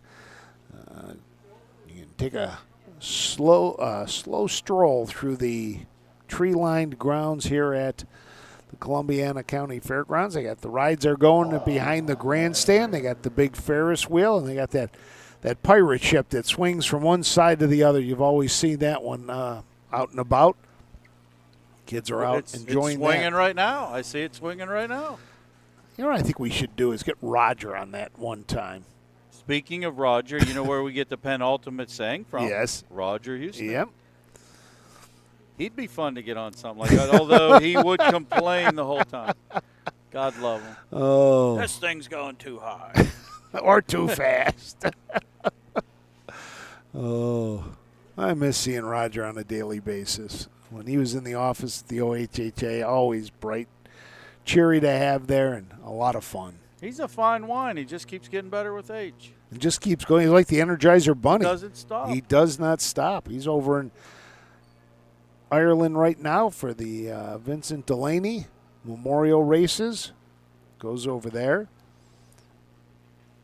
Here comes the post parade. Horses are on the track for the 11th race. 3-year-old Cole Pacers, 3rd division, first $4,607. Number 1 is ATI Barley the King with James Day. Number 2 is Nico with Logan Ebersole. Number 3 is Always 18. The driver is Case Bateson. That's your field for the 11th. Win, exacta, and late daily double wagering on this 11th. Wager now. Short field of 3 for the 11th. The number 1 is ATI Barley the King. James Day drives and trains for Power Play Racing. This was bred at Ohio State ATI. 4 starts this year. Has not hit the board. Last year in 11 starts had 1 win that came at Carrollton. Last time out at Carrollton, made a break at the start. 2-horse Nico, the pride of Robert and Lisa Corbin of Ashland, Ohio. Claire Umholtz trains. Logan Ebersole has the lines today. This one was a good second last time out and was a good second too back at Carrollton. Only 1 trip to the winner's circle in 15 tries, but that was a snappy 153 mile at Northfield. So got plenty of speed there. This was 9 of 14 on the board last year. $26,000 in career earnings. Can't be dismissed in the tight short field, and this one's your current betting favorite at 4-5. Right behind Nico, your favorite, is Always 18 at even money. Jerry Miller drives, trains, and also owns this summa cum laude out of the Always Be Mickey mare, Always Be Lindy. He has hit the board in 9 of 18 this year with 3 wins, 3 seconds, 3 thirds, lifetime 5 wins in 30 starts. Last time out was in the Summit County Fair Stakes, finished 6th in 156 and 1. So Mike Wepkenberg has the starting gate rolling, and we are set to go with the 11th of 12 on the card today. Let's send it upstairs to Jeff Zidek.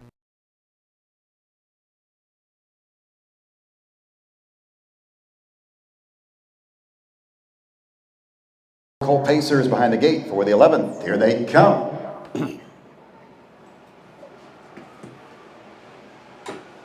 And they're off. The 1, ATI Barley the King, goes with the lead alongside the 3, Always 18. Backing off third early on is the 2, Nico. They move through the first turn using that inside post to the advantage.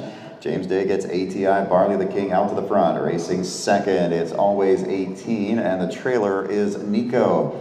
Down the backside, they head toward the opening quarter-mile marker. Leading the way is ATI Barley the King, going for that first win of the season. Racing second is Always 18, but Nico is on the move from third. Now second's going to go on to challenge for the front. They cover the quarter in 31 2/5.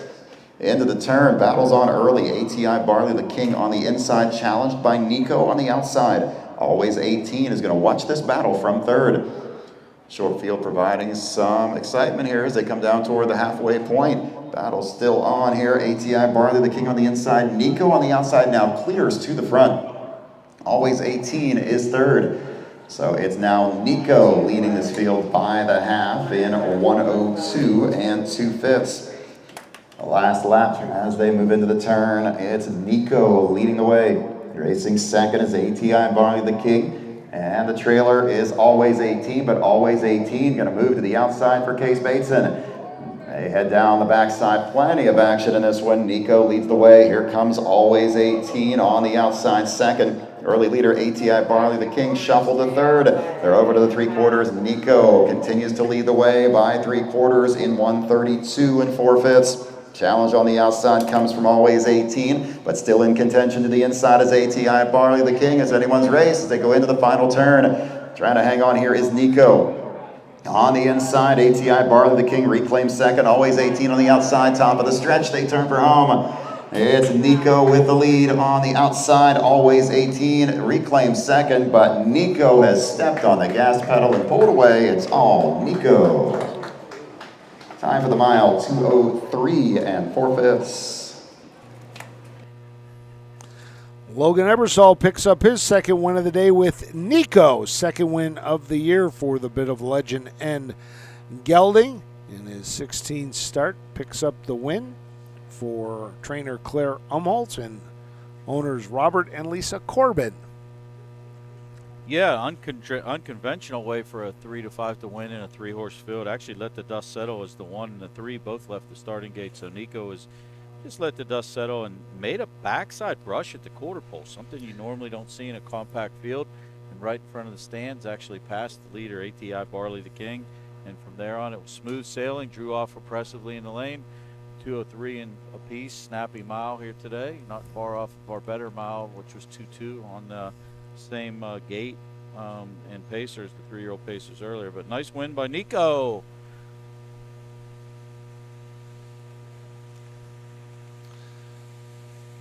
For Logan Ebersol, his second win, third driver to at least win 2.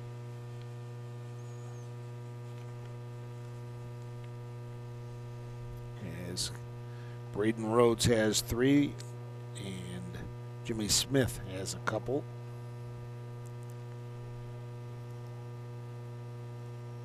And making his way back around to the winner's circle is Nico.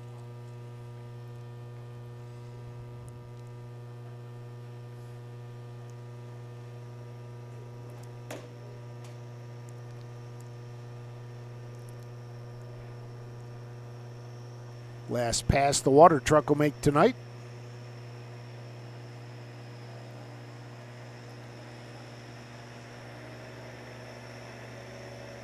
And heading to the RF Wilk Family Winners Circle is the number 2, Nico. Family Winners Circle, winner of this Home Talent Colt Stakes 3-year-old Colt Pace, number 2, Nico. Number Robert and Lisa Corbin of Ashland. Claire Umholtz with the training victory. Logan Ebersol with a winning drive. Nico, now a 2-time winner in 16 starts on the season. Covering the mile today in 2:03 and 4/5. Results are official from the top down. Number 1, ATI Barley the King was 3rd. Number 2, Nico was the winner. Number 3, Always 18, finished 2nd from the top down. 3, 1, and 2. Opening quarter, 31 and 2/5. The half was in 1:02 and 2. 3/4, 1:32 and 4/5. Time for the mile, 2:03 and 4/5. Well, there you have the results of the 11th. And one race left to go on our slate, and it's the one Don loves, the free-for-all trots. This is the Columbiana for Ohio sired or Ohio ownered preferred by highest money earnings in 2026. One division of 5 today. So we will have one trailer, and that'll be Mindful Amos. We'll tell you about the 5 when we return for the final from the Columbiana County Fairgrounds. The Ohio Harness Racing Passport is back. Sponsored by Webkenberg Starting Gates, the Passport takes you across Ohio's county fair circuit and now includes marquee events like Ohio Super Night. It's free and open to fans of all ages. Get your Passport from the OHHA broadcast team and collect your stamps. Earn prizes all season long with more ways to win. Compete for the grand prize. Experience Ohio through harness racing.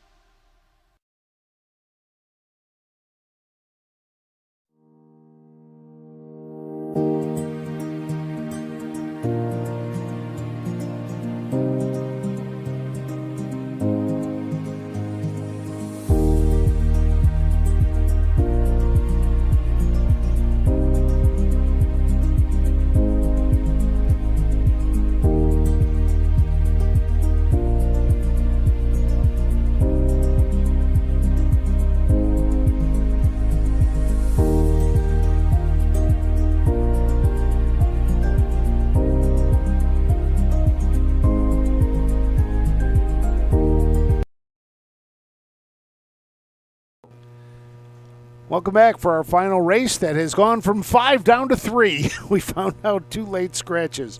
We're going to scratch the number 3, Mr. Blueto's Express, and the number 5, Mindful Amos, the 2 Jerry Miller entries. And they said we're going to wait to see who's driving the number 2, because James Day is listed on both of those horses. So we'll wait and find out who the driver is for those. The number 1, looks like Braden Rhodes is driving the number 1 Sizzling Sonata.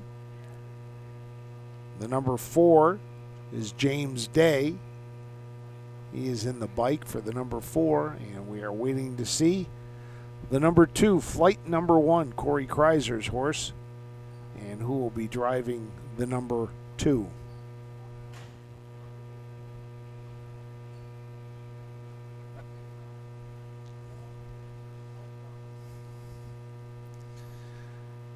Two on, waiting for 1, and it'll be the free-for-all trot. The Columbiana will go for a purse of $1,000.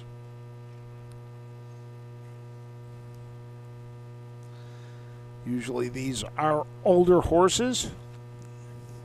We do have one semi-young one, Miss Snickers, 4-year-old. Yeah, it's always a mix, and this is the mare, too. It's the only mare on today's card. Yesterday featured the girls, today featured the boys. So this is the lone gal that's going to go to the gate today in today's effort, Miss Snickers, and she does look good. She comes off 2 back. Carrollton, a free-for-all second-place finish that day. Hey, she's the queen today. She is the queen. We'll see if she can reign and take the throne in the free-for-all trot. But just finishing up a beautiful day today from Lisbon. As we said, a lot of racing on tap still to come. Tonight we are at Wapakoneta, and that will be a 6 o'clock post time from Wapakoneta. Then tomorrow we kick it off early, breakfast with Bowling Green. Breakfast at Bowling Green, we'll call it. 10 a.m. Little late breakfast for those of you that like to sleep in. And then it'll be off to Wapakoneta at 6 o'clock. And then we will also add in their Xenia tomorrow at 6:30. Logan Ebersole is driving the 2, flight number 1. Logan Ebersole driving the 2, flight number 1.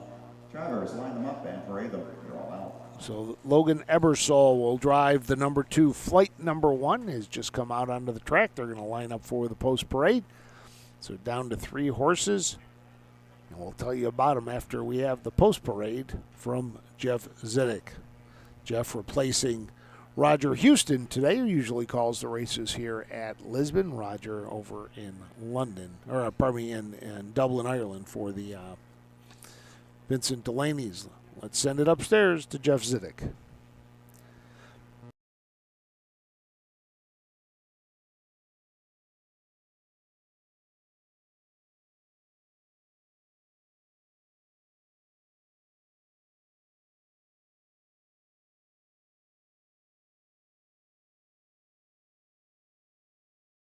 For the 12th race, the Columbiana, the free-for-all trot, going for a purse of $1,000. Number 1 is Sizzling Sonata with Braden Rhodes.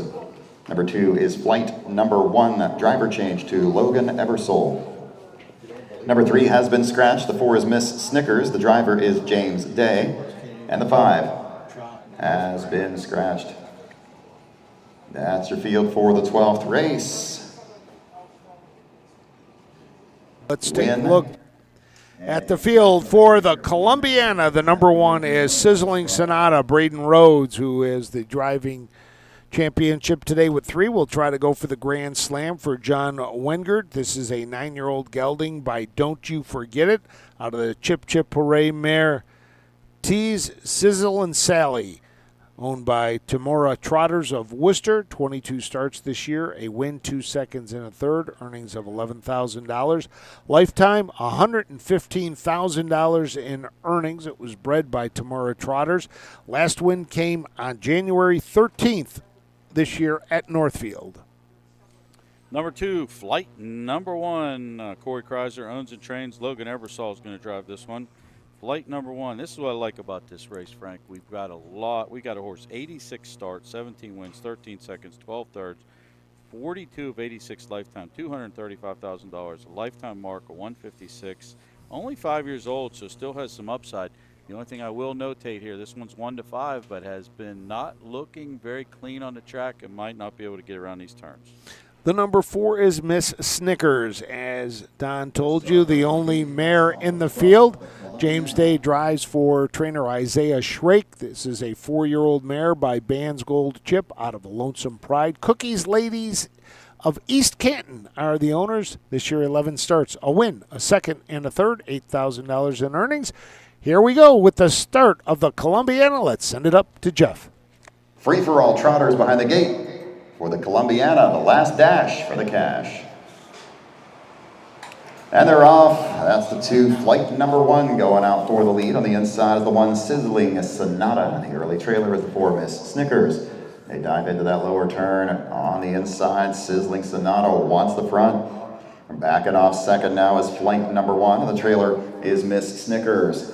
Final race trotters down the backstretch. Here comes flight number 1. Going to battle early with Sizzling Sonata. They are side by side. Watching this from third is Miss Snickers. Good battle here to the quarter. They go by the quarter in 30 4/5 into the turn, leading the way. That's Sizzling Sonata. Parked on the outside is flight number 1, and Miss Snickers holds that inside spot.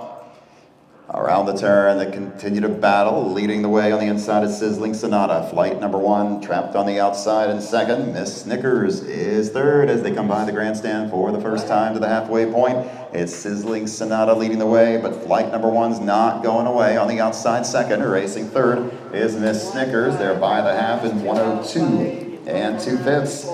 Last lap of the day, and it's Sizzling Sonata with the lead on the inside. Outside second, flight number 1 is backed off a bit. On the inside is Miss Snickers. Off stride goes Sizzling Sonata. The 1 has made a break. Inheriting the lead now is going to be Miss Snickers to the inside. Flight number 1 is still parked on the outside second. Racing third is Sizzling Sonata, but it's Miss Snickers for James Day. Taking this field over to the 3/4 in 1:32 4/5. Less than a quarter mile to go for the afternoon, and it's Miss Snickers with the lead in the Columbiana trot. Racing second is flight number 1, and the trailer is Sizzling Sonata. They're at the top of the stretch, and they turn for home. Miss Snickers with the lead. Flight number 1 digs in and is coming back through the stretch. It's Miss Snickers on the inside. Flight number 1 going the big mile on the outside. Miss Snickers, flight number 1. Big effort here to win it in 2:04 Flight number 1 proves he is number 1 in this race as he battles down the stretch to reel in Miss Snickers and steal her crown away at the line. Yeah, save the best for last. A lot of action there for a small 3-horse field. Flight number 1 got parked the entire mile. Didn't see the cones actually until past the 3/4 pole when they the 1 made a break on the lead, ducked in, bravened up, came back out for the drive. This one didn't warm up great as far as maybe that's the way he goes too. He was a little rough in the post parade, but he was all business on the track. Stayed trotting right to the wire. And nice effort. 1-5. The locals punched it in the last race on him and will not be disappointed with that result. Flight number 1 crosses the wire first, and a nice gutty effort by the 4. Miss Snickers, the only mare on today's card, had a game second, and the 1 ran third. A lot of early foot with that one. Good effort by all 3 of them.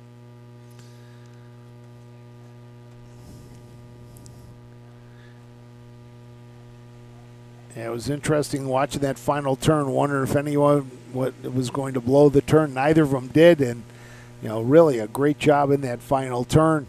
They battled it out and coming home with the win. Your winner, flight number 1, making his way back to the winner's circle. 6th win of the year. And as Don said, now 87 lifetime starts, 18 wins, 13 seconds, 12 thirds, earnings over $235,000. Owned by Corey Kreiser, who also trains. It was a $13,000 purchase at the Hoosier sale.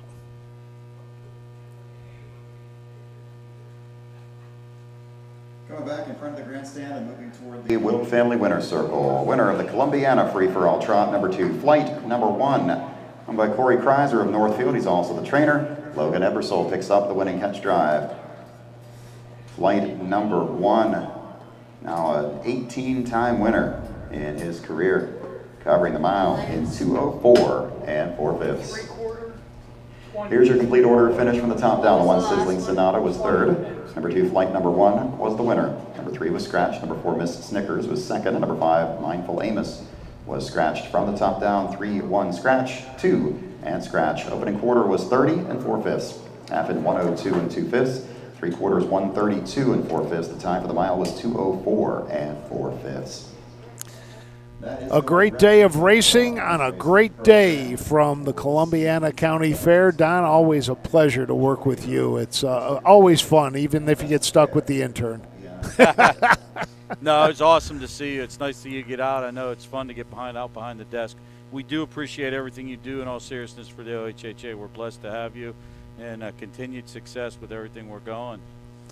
Thank you, and it's good people. Ohio Harness Racing, as Hal McCoy from Press Pros keeps telling me, it's great people that he gets to deal with. So that'll wrap it up from the Columbiana County Fair here in Lisbon. 12 great races.